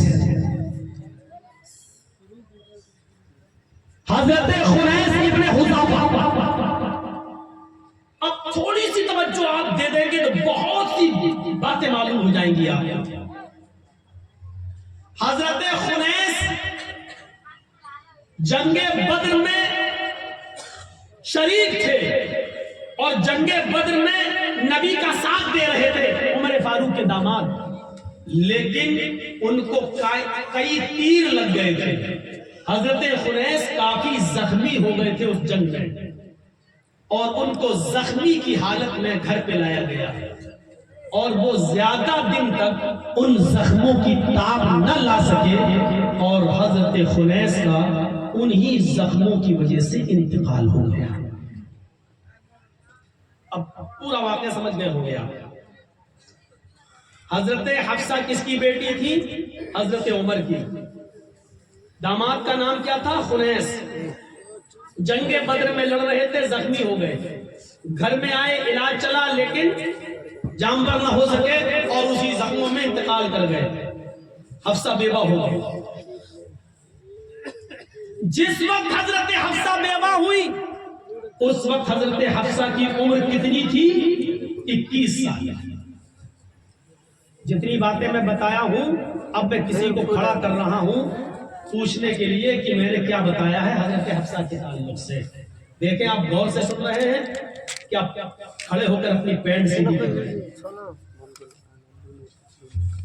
پوچھنے سے پہلے ایک مرتبہ پھر ذہن میں رکھ لیجئے، حفصہ عمر کی بیٹی، داماد کا نام عمر کے خنیس، جنگ بدر میں زخمی ہوئے، گھر پہ آئے، جام پر نہ ہو سکے، انتقال ہو گیا، حفصہ بیوہ ہو گئی۔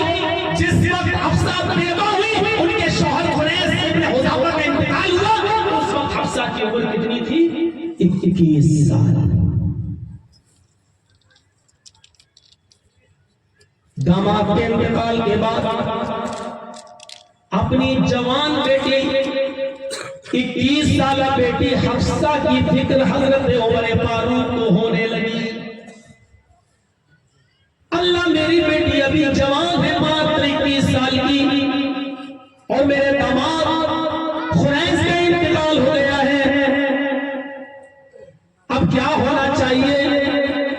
حفصہ نے عدت گزاری۔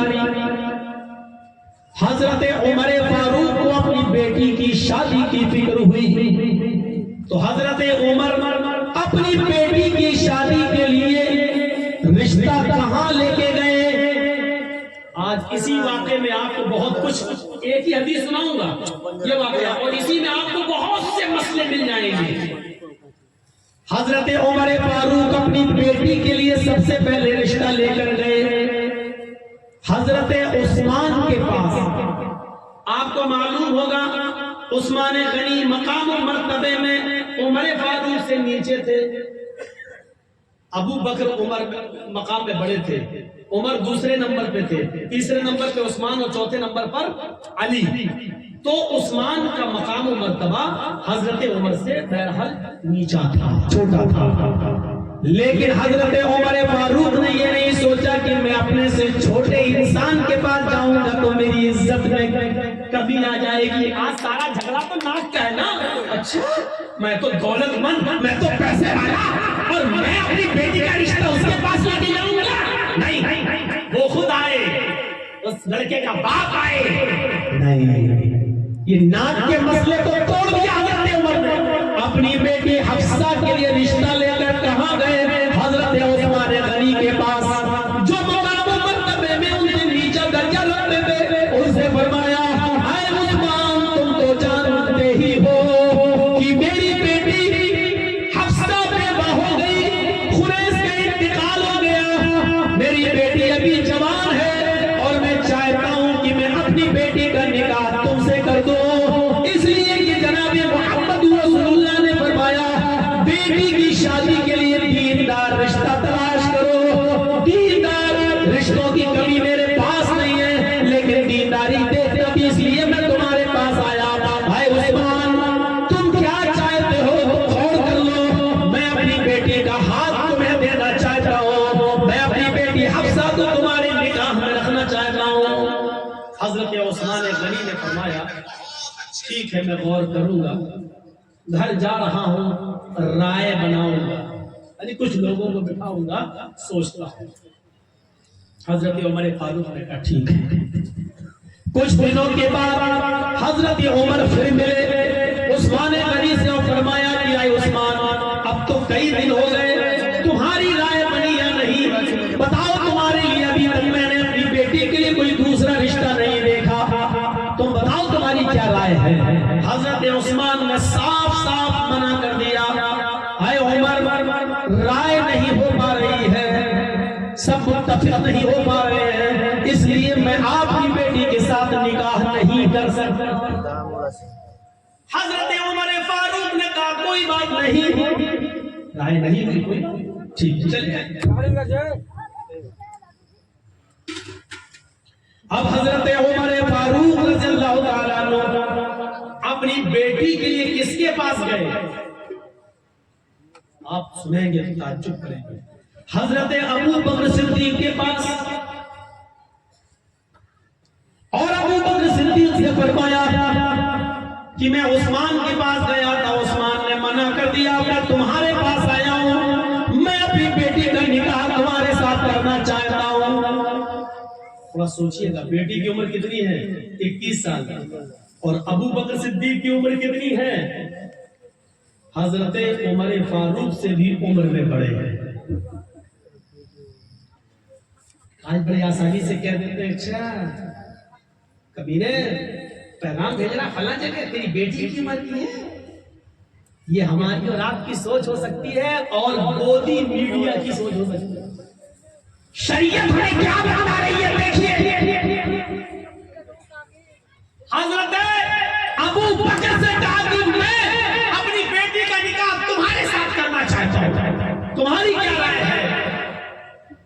حضرت ابو بکر صدیق خاموش رہے، کچھ نہیں بولے، نہ ہاں نہ کچھ، خاموش ہو.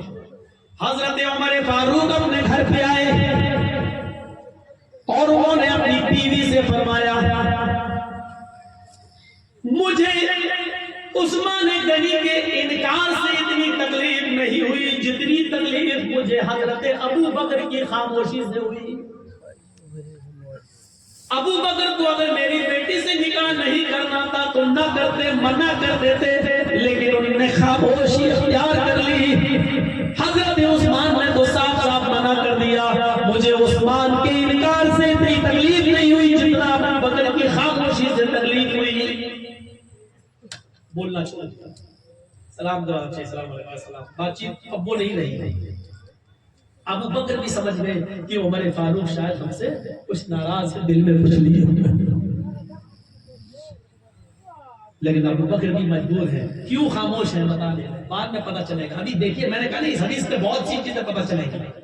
کچھ دنوں کے بعد اللہ کے نبی جناب محمد رسول اللہ صلی اللہ علیہ وسلم آئے اور فرمایا آئے عمر تمہارے داماد خنیس جنگ بدر میں زخمی ہو گئے تھے اور اس کی وجہ سے انتقال کر گئے، تمہاری بیٹی حفصہ بیوہ ہو گئی، میں چاہتا ہوں کہ تمہاری بیٹی حفصہ سے نکاح کر لوں، لہذا میں اپنا پیغام تمہاری بیٹی حفصہ کے لیے لایا ہوں، اگر تم چاہو تو اپنی بیٹی حفصہ کا نکاح میرے ساتھ کر دو۔ حضرت عمر فاروق فوراً تیار ہو جاتے اور انہوں نے اپنی 21 سالہ بیٹی حضرت حفصہ کا نکاح جناب محمد رسول اللہ سے کر دیا۔ اب یہاں دیکھیے حضرت محمد رسول اللہ سے اپنی اس بیٹی کا نکاح کیا کہ خود محمد رسول اللہ حفصہ کے باپ حضرت عمر سے 14 سال بڑے ہیں عمر میں۔ کتنے سال؟ 14 سال۔ یعنی عمر فاروق کی تو وہ بیٹی تھی، وہ عمر سے بھی 14 سال بڑے تھے اللہ کے رسول، اور حضرت عمر فاروق نے اپنی بیٹی کا نکاح کس کے ساتھ کیا؟ محمد رسول اللہ کے ساتھ۔ جب نکاح ہو گیا تب ابو بکر صدیق حضرت عمر کے پاس آئے اور فرمایا اے عمر شاید تم مجھ سے ناراض ہو۔ حضرت عمر نے کہا جی عثمان نے انکار کر دیا، مجھے اتنی تکلیف نہیں ہوئی جتنی تکلیف مجھے تمہاری خاموشی سے ہوئی تھی۔ فرمایا عمر تمہارا ناراض ہونا بچا تھا، لیکن میں خاموش کیوں تھا؟ شاید تمہیں نہیں معلوم اللہ کے نبی صلی اللہ علیہ وسلم نے خنیس کے انتقال کے بعد جب تمہاری بیٹی عدت میں تھی حفصہ، اسی وقت مجھ سے ذکر کیا تھا کہ حفصہ کی عدت ہو جانے دیجیے، تب تک عمر فاروق کا بھی غم دور ہو جائے گا اور حفصہ کا بھی غم دور ہو جائے گا۔ جب حفصہ کی عدت ختم ہو جائے گی تو میں اپنا پیغام حفصہ کے لیے عمر فاروق کو دوں گا۔ اللہ کے نبی اپنے نکاح کا ارادہ مجھ سے کر چکے تھے، یہ بات نبی کی میرے دل میں راز تھی، اس لیے میں ہاں بھی نہیں کہہ سکا کہ ہاں میں نکاح کروں گا، اس لیے کہ جس کا ارادہ اللہ کے نبی نے کر لیا ہو تو میں کون ہوتا ہوں ٹانگ بڑھانے والا۔ اور میں نے تم سے اس لیے نہیں کہا کہ اللہ کے نبی آپ کی بیٹی کا نکاح کرنا چاہتے ہیں، کیونکہ اللہ کے نبی نے مجھ سے اپنا یہ راز بتایا تھا، میں نہیں چاہتا تھا کہ نبی کا یہ راز فاش ہو اور نبی کا یہ راز میرے دل سے نکلے۔ شادیاں راز میں رکھا کرو اور چپکے سے شادیوں کا پیغام دیا کرو، کیونکہ آج کے دور میں اگر کسی کو پتا چل گیا کہ فلاں تمہاری بیٹی کے ساتھ نکاح کا پیغام بھیج رہا ہے تو دوسرے منزلے اس لڑکے میں ہزاروں برائیاں نکال کے رشتہ توڑوا دیں گے، اس لڑکی میں ہزاروں برائیاں نکال کے رشتہ توڑوا دیں گے۔ اس لیے ابو بکر صدیق نے نبی اکرم کی بات کو راز میں رکھا ہے۔ شادی کے چرچے بہت چپکے سے ہوتے ہیں، اعلان عام ہوتا ہے، نکاح عام طریقے سے کیا جاتا ہے، لیکن شادی کے رشتے چپکے سے چلانا چاہیے تاکہ آج کے زمانے میں کسی بدمعاش کو پتہ نہ چلے اور لڑکے یا لڑکی میں ہزاروں برائیاں نکال کے وہ رشتے کو توڑوا نہ دیں۔ اس حدیث سے پتا چلا کہ لڑکی کے باپ بھی لڑکی کے لیے نکاح کا پیغام لڑکے والوں کو دے سکتے ہیں، جیسے عمر فاروق نے دیا۔ عمر فاروق نے اپنے سے چھوٹے مقام والے انسان کو عثمان کو دیا، ناک نہیں کٹ گئی، اور پھر وہ اپنے سے بڑے مرتبے والے ابو بکر صدیق کو پیغام نکاح دیے۔ میرے بھائیوں اس سے ان کی شان گھٹ نہیں گئی اور بڑھ نہیں گئی۔ تو آپ اپنی بیٹی کے لیے دیندار رشتہ دے سکتے ہیں اور بیٹی کے لیے خود جا سکتے ہیں، لڑکے کے ماں باپ سے بات کر سکتے ہیں، لڑکے سے بھی بات کر سکتے ہیں، جیسا کہ حضرت عمر فاروق نے ڈائریکٹ عثمان سے کہا، ڈائریکٹ ابو بکر سے کہا۔ اور میرے بھائیوں لڑکے والا بھی ڈائریکٹ پیغام دے سکتا ہے، جیسے خود جناب محمد رسول اللہ نے حضرت عمر فاروق کی بیٹی کے لیے حضرت عمر سے کہا کہ میں آپ کی بیٹی سے نکاح کرنا چاہتا ہوں۔ ڈائریکٹ لڑکا بھی لڑکی کے باپ سے کہہ سکتا ہے آپ کی بیٹی سے میں نکاح کرنا چاہتا ہوں، میں دیندار ہوں، نمازی ہوں، روزدار ہوں، میرا ذریعہ معاش یہ ہے، میں کماتا ہوں، مجھے جہیز نہیں چاہیے، مجھے کچھ نہیں کرنی چاہیے اور اس میں لڑکی کے باپ کو ناراض نہیں ہونا چاہیے، کیونکہ شریعت اس بات کی اجازت دیتی ہے۔ حضرت عمر نے، حضرت محمد رسول اللہ نے ڈائریکٹ لڑکی کے باپ عمر سے ان کی بیٹی کا ہاتھ مانگا تھا، تو لڑکا ڈائریکٹ باپ سے ہاتھ مانگ سکتا ہے بیٹی کا۔ مولانا صاحب بہت آسان کر دیا معاملات میں، لیکن شریعت کے دائرے میں رہ کر، شریعت کے دائرے میں رہ کر اللہ کے رسول تو ڈائریکٹ حضرت ام سلمہ کے پاس چلے گئے تھے۔ ام سلمہ کے شوہر ابو سلمہ کا جب انتقال ہو گیا اور ام سلمہ کی جب عدت پوری ہو گئی تو اللہ کے نبی ان کے پاس گئے، انہوں نے دروازہ کھولا، اندر بلایا، تکیہ دے دیا، تکیے پر ٹیک لگا کر نبی اکرم بیٹھ گئے۔ کہا اللہ کے نبی اچانک میرے گھر کیسے آنا ہوا؟ فرمایا آئے ام سلمہ تمہارے شوہر کا انتقال ہو گیا ہے، تم بیوہ ہو گئی ہو، میں تم سے نکاح کرنا چاہتا ہوں۔ ام سلمہ نے کہا اللہ کے نبی ایسا نہیں ہو سکتا ہے کہ آپ کسی کو پیغام، نکاح کا پیغام دیں اور وہ انکار کر دے، اس سے بڑا بدنصیب کون ہوگا؟ میں انکار نہیں کر سکتی، لیکن میری کچھ شرطیں ہیں۔ پہلی شرط یہ ہے کہ میں اب ماں بننے کے لائق نہیں ہوں، میں شادی کی عمر کو کراس کر چکی ہوں، یعنی اب میں بچے نہیں پیدا کر سکتی، میں بڑھاپے کی دہلیز پر قدم رکھ چکی ہوں۔ دوسری چیز یہ کہ اے اللہ کے نبی آپ کی پہلے سے کئی بیویاں ہیں اور مجھے بھی آپ اپنی بیوی بنا کر لے جائیں گے، اگر آپ کی اور بیویوں نے مجھے کچھ الٹا سیدھا بول دیا تو مجھ پہ برداشت نہیں ہوگا، میں بہت غیرت مند عورت ہوں، میں پھر کھری کھوٹی سنا دینے میں پیچھے نہیں ہوتی ہوں، میں نہیں چاہتی ہوں کہ میری وجہ سے آپ کے گھر میں آگ لگے، آپ کو پریشانی ہو، میں 100 قوموں کو برداشت نہیں کر سکتی۔ تیسری میری شرط یہ ہے کہ ابو سلمہ کا انتقال ہو گیا ہے، وہ مجھ سے کئی بچے پیدا کیے تھے اور ان کے بچے میرے پاس ہیں، اے اللہ کے نبی بچوں کی پرورش کی ذمہ داری میرے اوپر ہے، اگر آپ نے مجھ سے نکاح کیا ہے تو یہ بچے بھی میرے ساتھ جائیں گے، آپ یہ کہیں کہ بچے میرے نہیں ہیں اس لیے ان کو کہیں اور دے دو، تو میں اپنے بچوں کو نہیں چھوڑ سکتی ہوں، ان بچوں کی پرورش اور ان کے پالنے پوسنے کی ذمہ داری میرے اوپر ہے۔ اللہ کے نبی نے فرمایا آئے ام سلمہ میں اللہ سے دعا کروں گا، اللہ 100 دنوں کے درمیان محبت پیدا کر دے گا، تمہیں لڑائی جھگڑے کی نوبت ہی نہیں آئے گی، میں انصاف سے کام لوں گا، یہ چیز تمہاری ختم ہو جائے گی۔ رہی تمہاری بچے نہ پیدا کرنے والی بات، بڑھاپے کو پہنچ چکی ہو، کوئی بات نہیں، اب میں بھی اسی عمر کو پہنچ چکا ہوں جو تقریباً تمہاری عمر ہے، وہی عمر میں بھی میری بھی ہے، اور میرا مقصد شادی کر کے بچے پیدا کرنے کا نہیں ہے، بیوہ اور بدوا اور ان لوگوں کا سہارا بننے کے لیے، تاکہ میں یہ ثابت کر سکوں کہ محمد رسول اللہ کنواری ہی نہیں بلکہ بیوہ عورتوں کے لیے بھی سہارا بننے کے لیے آیا ہے، بیوہ عورتوں کو بھی گھر بسانے کے لیے آیا ہے۔ میں چاہتا ہوں کہ تم میرے ساتھ نکاح کرو اور بچے پیدا کرنے کی عمر میں تم نہیں ہو تو میں بھی تقریباً بڑھاپے کو قدم رکھ چکا ہوں، کوئی بڑی بات نہیں ہے۔ رہی بچوں کی بات، جب تم نکاح کر کے میرے پاس آؤ گی تو تمہارے بچے میرے بچے ہوں گے، تمہارے بچوں کی پرورش میرے ذمہ ہے، میں ان کو کھلاؤں گا پلاؤں گا۔ یہ پورا واقعہ بیان کرنے کا مقصد یہ ہے کہ اللہ کے رسول نے ڈائریکٹ لڑکی کو پیغام دیا، اگر کوئی لڑکا لڑکی کے باپ کے بجائے ڈائریکٹ کسی لڑکی کو پیغام دیتا ہے تو یہ بھی شریعت میں جائز ہے، لیکن نکاح کا پختہ ارادہ ہو۔ شادی کا پیغام دے کے کہے کہ فلاں جگہ آؤ پہلے ملاقات کریں گے تو سمجھ لو کہ وہ چیٹر، سمجھ لو کہ وہ تمہاری عزت کچرا نکالنے والا ہے۔ میری بہنوں، میری بیٹیوں، ایسے اوباش لڑکوں کے چکر میں مت آئیے، اگر وہ تمہارا فوٹو مانگے تو فوٹو مت دیجیے،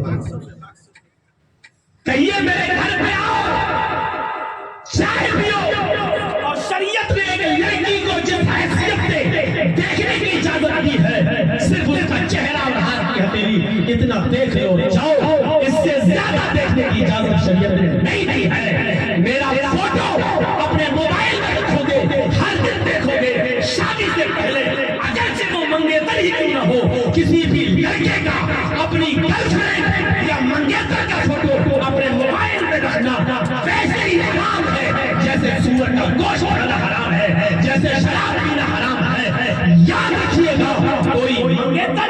اپنی ہونے والی بیوی کا فوٹو بھی اپنے موبائل میں نہیں رکھ سکتا ہے، بار بار نہیں دیکھ سکتا ہے، صرف ایک نظر دیکھنے کی اجازت ہے تو اس کے گھر پہ جا کے دیکھے۔ کنجوس اور بھولے ہیں وہ لوگ جو منگیتروں کے فوٹو بار بار منگاتے ہیں، اپنے موبائل میں سیو کرتے ہیں، اور حل من مزید تھوڑا بال کھول کے دو، تھوڑا اس اسٹائل میں دو، تھوڑا بارڈر کریم لگا کے دو، تھوڑا یہاں کا دو، فلاں جگہ شادی میں گئی وہاں کا فوٹو دو۔ یہ اب اس لڑکی کی عزت اور آبرو کو چھلی چھلی کرنے کی کوشش کر رہا ہے۔ یہ نالائق ہے، یہ شادی نہیں کرنا چاہتا ہے، یہ اسے وہ حوث اور گندی نظروں سے دیکھ رہا ہے۔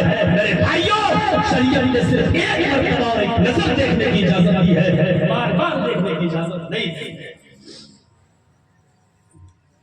موبائل میں فوٹو دیتے ہو فوراً ڈیلیٹ کر دیتی ہے، تب تک وہ اسکرین شاٹ لے لیتا ہے۔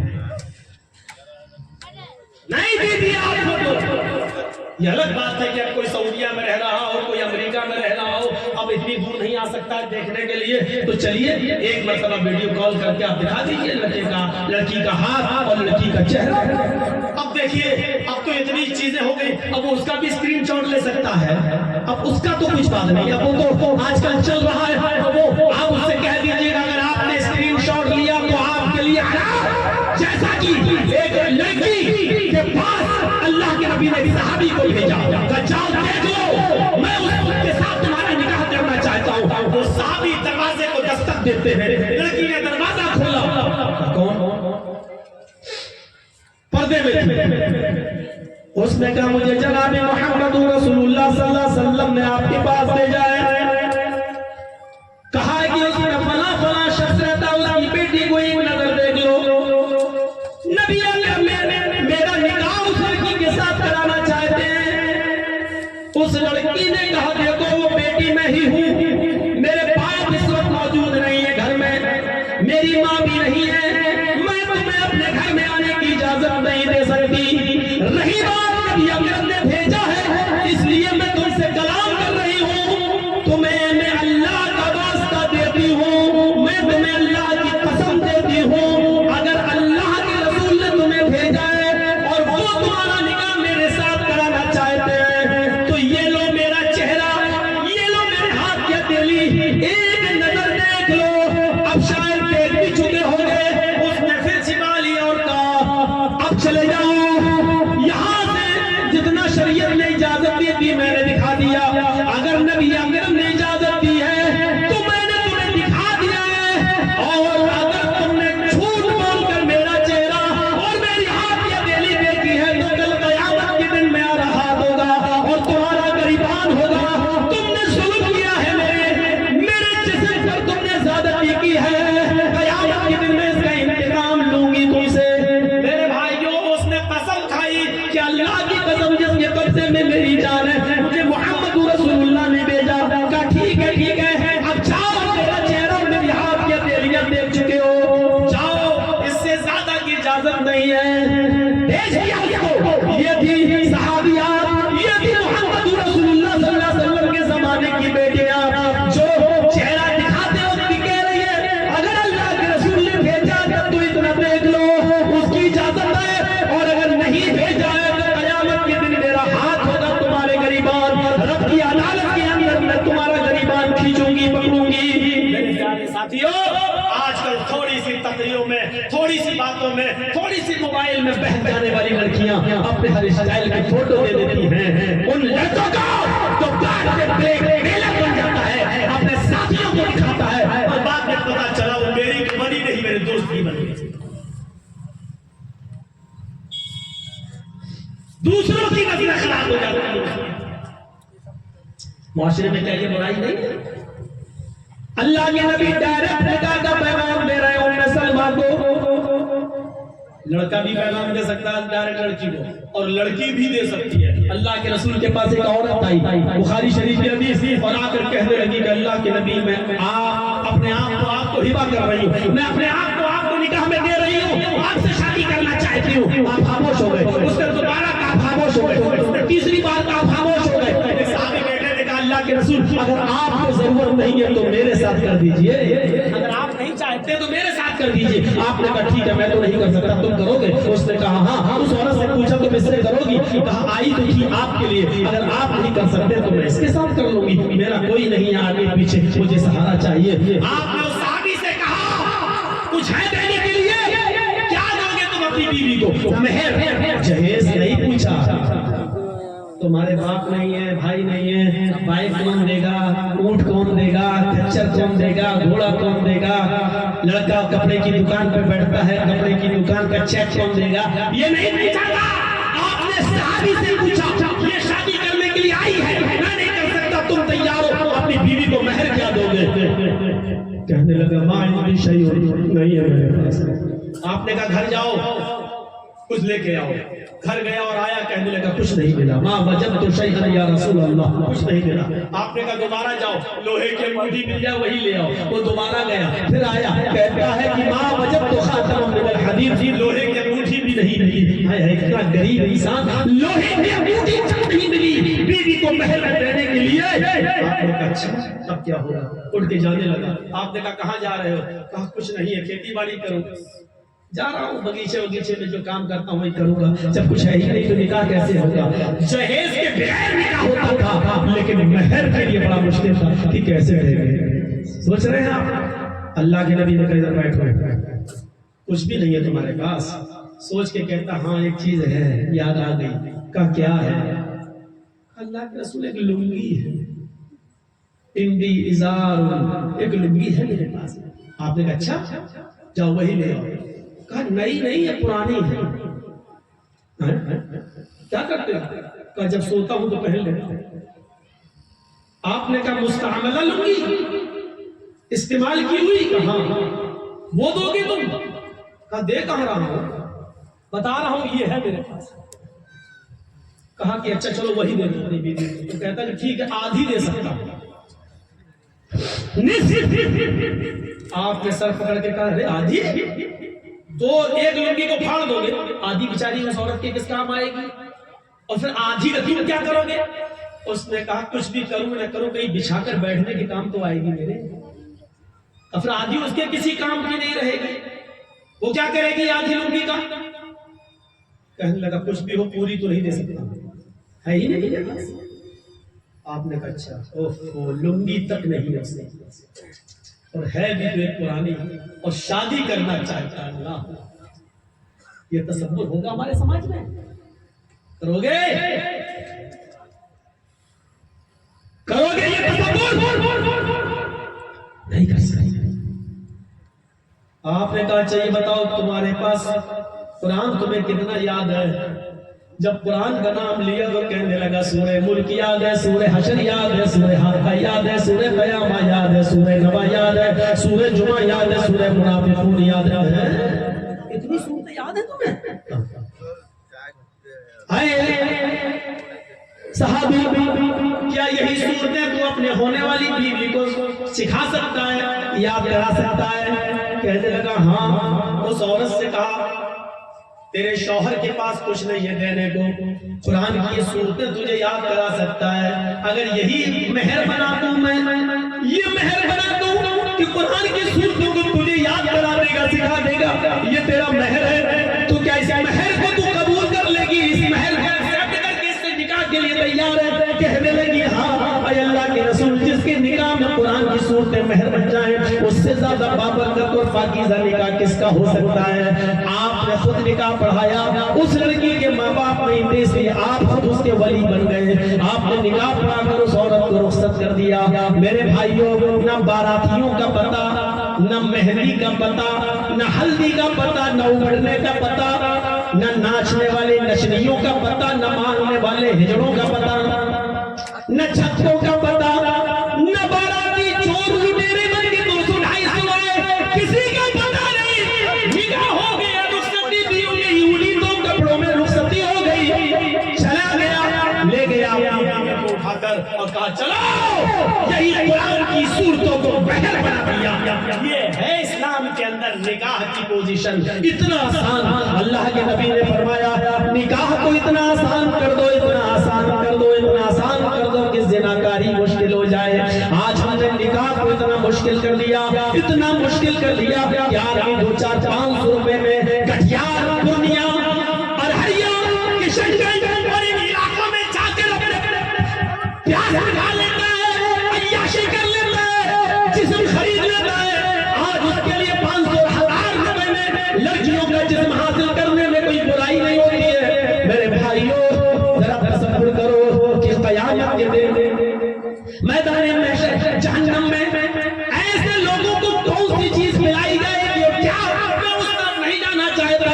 ذرا سوچو کہ اللہ کے نبی نے فرمایا نکاح کو آسان کر دو، آج ہم نے نکاح کو کتنا مشکل کر دیا۔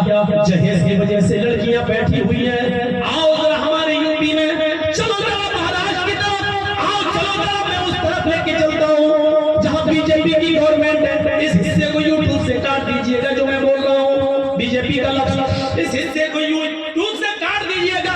میرے بھائیوں چلیے میں آپ کو دکھاؤں ان بستیوں کے اندر کیا کھلی ہوئی اجازت ملی ہوئی ہے۔ لڑکیوں کو اپنے اسکولوں میں داخلہ دو، لڑکوں کو داخلہ مت دو، مسلم کو لڑکیوں کو آفسوں میں نوکریاں دو، لڑکیوں کو ہر جگہ مسلم لڑکیوں کو لو اور ان سے پیار کرو، اور پیار کر کے ان کو اپنے چنگل میں لو اور اتنا پیار کرو کہ تمہاری دیوانی بن جائے، تمہارے بنا نہ رہ پائے، پھر ان سے شادیاں کرو اور شادیاں کر کے 1-2 بچے پیدا کر کے ان کو چھوڑ دو۔ یہ منصوبے تمہارے بن چکے ہیں۔ مسلمانوں اگر جہیز ختم کر کے جلد سے جلد اپنی بالغ لڑکیوں کا تم نے نکاح نہ کروایا، سماج اور سوسائٹی والوں اپنی سماج میں 15, 16, 17, 18 سال کی ان لڑکیوں پر نظر رکھو اور جلد سے جلد ان کی شادیوں کا انتظام کرو اور بغیر جہیز کے شادیاں کرا کے ان کا گھر بسواؤ، ورنہ وہ دن دور نہیں ہے جب تمہاری بیٹیوں کے پیٹ کے رام لکھن پیدا ہوں گے، پریم چند پیدا ہوں گے، کوئی یہ پیدا ہوگا، کوئی وہ پیدا ہوگا، اور پھر تمہاری لڑکیوں کو طلاق دے دی جائے گی۔ تم باپ ہو کر اپنی بیٹی کو دفن نہیں کرو گے اور اس سماج میں رہ کر وہ چتا میں بھی نہیں جلائی جائے گی۔ ہماری بیٹیوں کے جسم طوائفوں کے چکلوں پر بکیں گے۔ اے بھائیو یہی پلاننگ ہے، یہی منصوبہ ہے۔ تم سوچتے ہو کہ ہماری بیٹیوں کو وہ اپنے گھر کی بہو بنائیں گے؟ ارے جو اونچی قوم کے لوگ آج تک اپنے دلت سماج کو اپنے مندروں میں جگہ نہ دے سکے ہو، آج وہ اپنی تھالی میں بٹھانے کے لیے تیار نہ ہو، ایک ہندو ہی کو تھالی میں بٹھا کر کھلانے کے لیے تیار نہ ہو، ایک ہندو ہی کو آج میرے بھائیوں وہ اپنے مندر میں اپنے ساتھ کھڑا ہو کر پوجا کرتے ہوئے دیکھنے کے لیے تیار نہ ہو، آپ کی بیٹی کو وہ اپنے گھر کی بہو کہاں سے بنا لے گا؟ میرے بھائیوں اتنا سمجھنے کی کوشش کرو، یہ سب کچھ روک سکتے ہو اگر جہیز کی لعنت کو ختم کر دیا اپنے معاشرے سے تو۔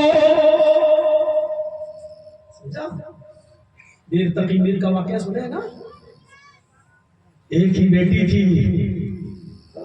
اچھا بزنس مین لڑکا تلاش کر رہے تھے اور بالآخر مل گئے۔ شادی میں 10 دن رہ گئے، اس نے ڈیمانڈ کر دی، کہا رے باپ اتنا کہاں سے لاؤں؟ اس نے سوچا کوئی بات نہیں، ایک ہی بیٹی ہے، اس نے دکان بیچ دی اور چپکے سے اپنا مکان بھی بیچ دیا۔ سوچا بیٹی تو چلی جائے گی، ہم تو اب مسجد کے حجرے میں رہ لیں گے، کہیں بھی اپنی زندگی گزار لیں گے، لیکن بیٹی کے لیے لڑکا بڑا نیک ڈھونڈا، بڑا اچھا کی بزنس مین، شادی ہو گئی، পাগলের মতন জাল সে শুনতে ڈولی سج گئی،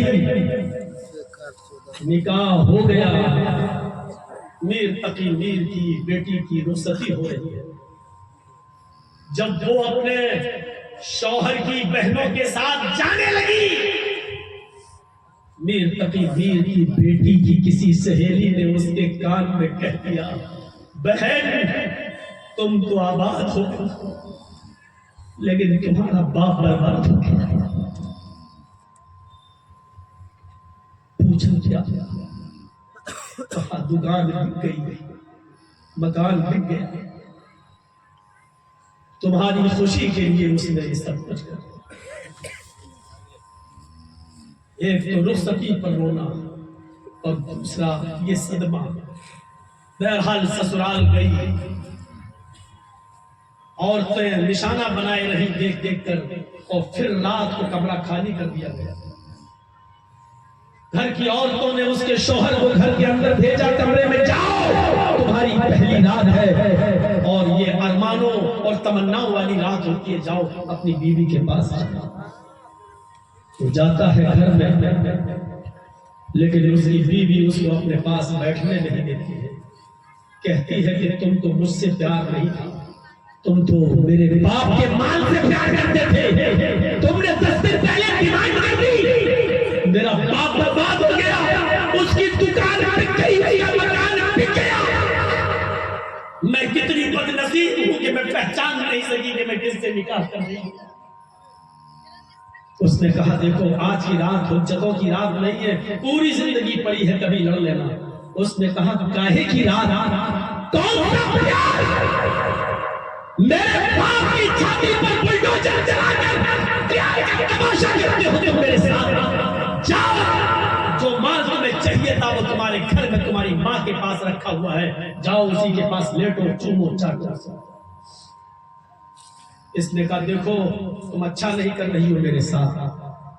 اس نے اپنی بیوی کے بال پکڑنا چاہے، اس کو تھوڑا سا جبرن اپنے قریب کرنا چاہا، اس نے دردناک چیخ ماری، میر تقی میر کی بیٹی نے، اور چیخ مارتے ہی زمین پر گری اور گرتے ہی روح اس کی قبض سے انسلی سے پرواز ہو گئی، اٹیک کر گیا۔ تھوڑی دیر میں جنگل میں آگ کی طرح یہ خبر پھیل گئی،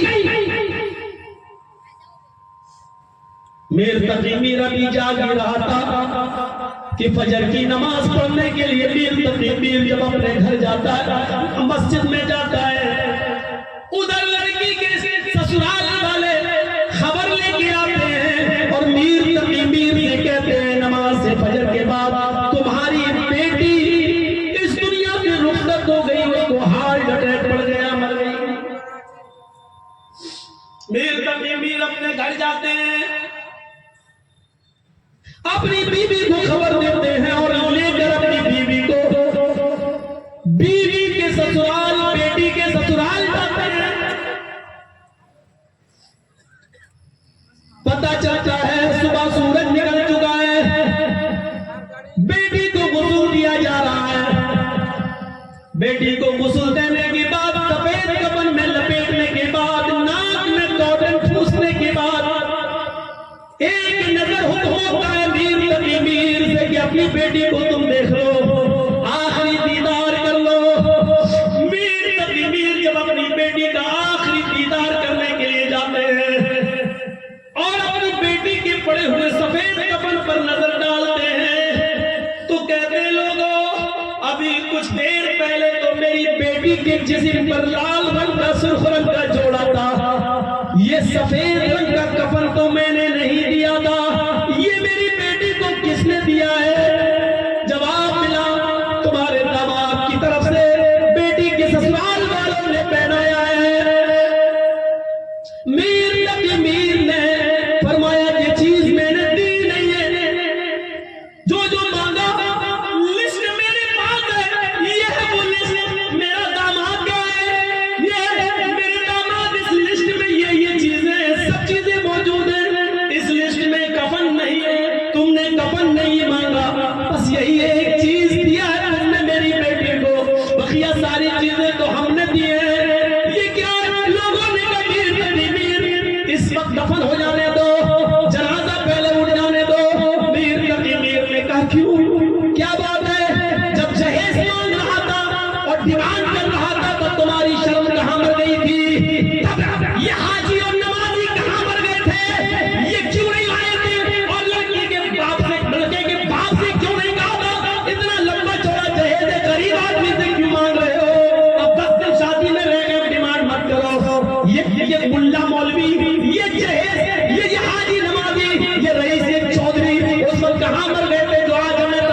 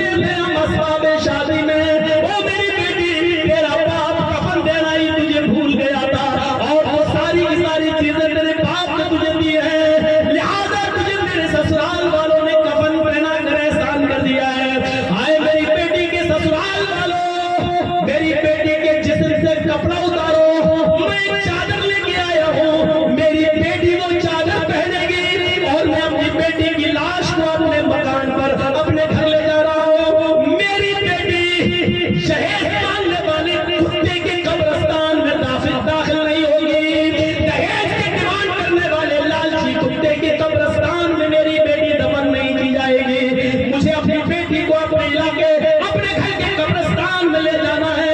मीर तकी मीर ने जहेज मांगने वाले को कुत्ता कहा है, उसको हड्डी कहा है, और उस हड्डी की तलब में रहने वाले को कुत्ता कहा है। मेरे भाइयों, मीर तकी मीर ने जहेज मांगने वाले और जहेज की डिमांड करने वाले को कुत्ता कहा है। इस लफ्ज़ कुत्ते पर भी अगर हमें शर्म ना आई, इस लफ्ज़ कुत्ते पर भी अगर हमें हया ना आई, और हमने अपने मुआशरे को जहेज के लेन देन से पाक ना किया, तो तैयार रहिए, हमारी बेटियां गैर मुस्लिमों के घरों में जाने के लिए तैयार बैठी हैं। वो अपने मकसद में कामयाब हैं, और वो अपने मकसद में बहुत हद तक कामयाब हो रहे हैं। उनके पास मीडिया है, उनके पास सोशल मीडिया है, उनके पास भौंकने वाले कुत्ते हैं, उनके पास लड्डू और मिठाइयां और दौलत के अंबार हैं, उनके पास सारी चीजें हैं। आपके पास कुछ नहीं है, आपके पास लड़ने और झगड़ने के अलावा कुछ नहीं है, आपके पास मोबाइल से हाय हेलो करने के अलावा कुछ नहीं है। आप न तालीम में मजबूत हैं, आप न कारोबार में मजबूत हैं, आप न सियासी तौर पे मजबूत हैं, आप न पढ़ने लिखने में मजबूत हैं, आप न डीएम के एतबार से मजबूत हैं, आपके आईपीएस और आईएएस ऑफिसर नहीं है, आप अधिकारियों के तौर पर कमजोर हैं, आप हर मैदान में कमजोर हैं, वो हर मैदान में मजबूत हैं। आपकी बेटियां दहलीज पर बैठी हैं, खड़ी हुई हैं, वो भागने की कगार पर हैं, उनको जो भी मिलेगा बगैर जहेज के अपनाने वाला, या आपकी बेटियां वहां जाने के लिए तैयार हैं, और ये सारी के सारे मंसूबे बनाए जा चुके हैं। अकल के नाम लीजिए, अकल का होश लीजिए, और इस वक्त अपनी बेटियों को बचाइए, अपनी बेटियों को बचाइए। ये चर्चिस आज दामन फैला के कह रहा है, अपनी झोली फैला कर तुमसे भीख मांग रहा है, अपनी बेटियों की हिफाजत कर लो, वरना बहुत खतरनाक मंसूबे बनाए जा चुके हैं। तैयारी करिए अपनी बेटियों को बचाने की।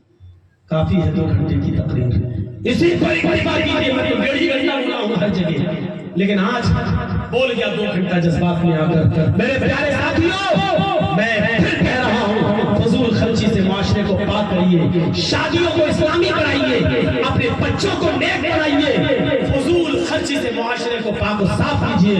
और चलते चलते फिर दामन फैला मैं इस मदरसे के लिए भीख भी मांग लेता हूँ। मेरे भाइयों, यूपी के मदरसों से सबक हासिल करो, और आपको अल्लाह ने मौका दिया है तो इन मदरसों की खिदमत कर लो।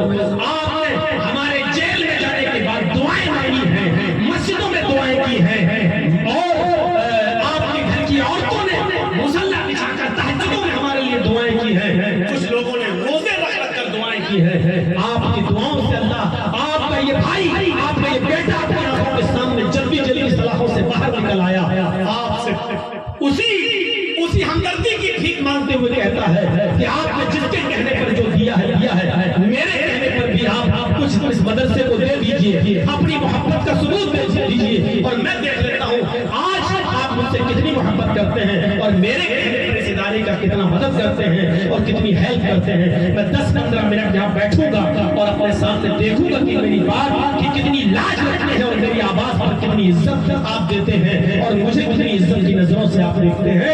10, 20, 50, 100, 500, 1000 जो भी आप लेना चाहें आप लाइए, इंशाअल्लाह आपको अल्लाह ताला इसका पूरा अजर अज़ीम अता फरमाएगा। बारे हमें फजूल खर्ची से बचा ले, बारे हमारी शादियों में आसानियां पैदा फरमा दे, अल्लाह हमारे माशरे पर याशी और मक्कारी से बचा ले, अल्लाह हमारी माँ बहनों की हिफाजत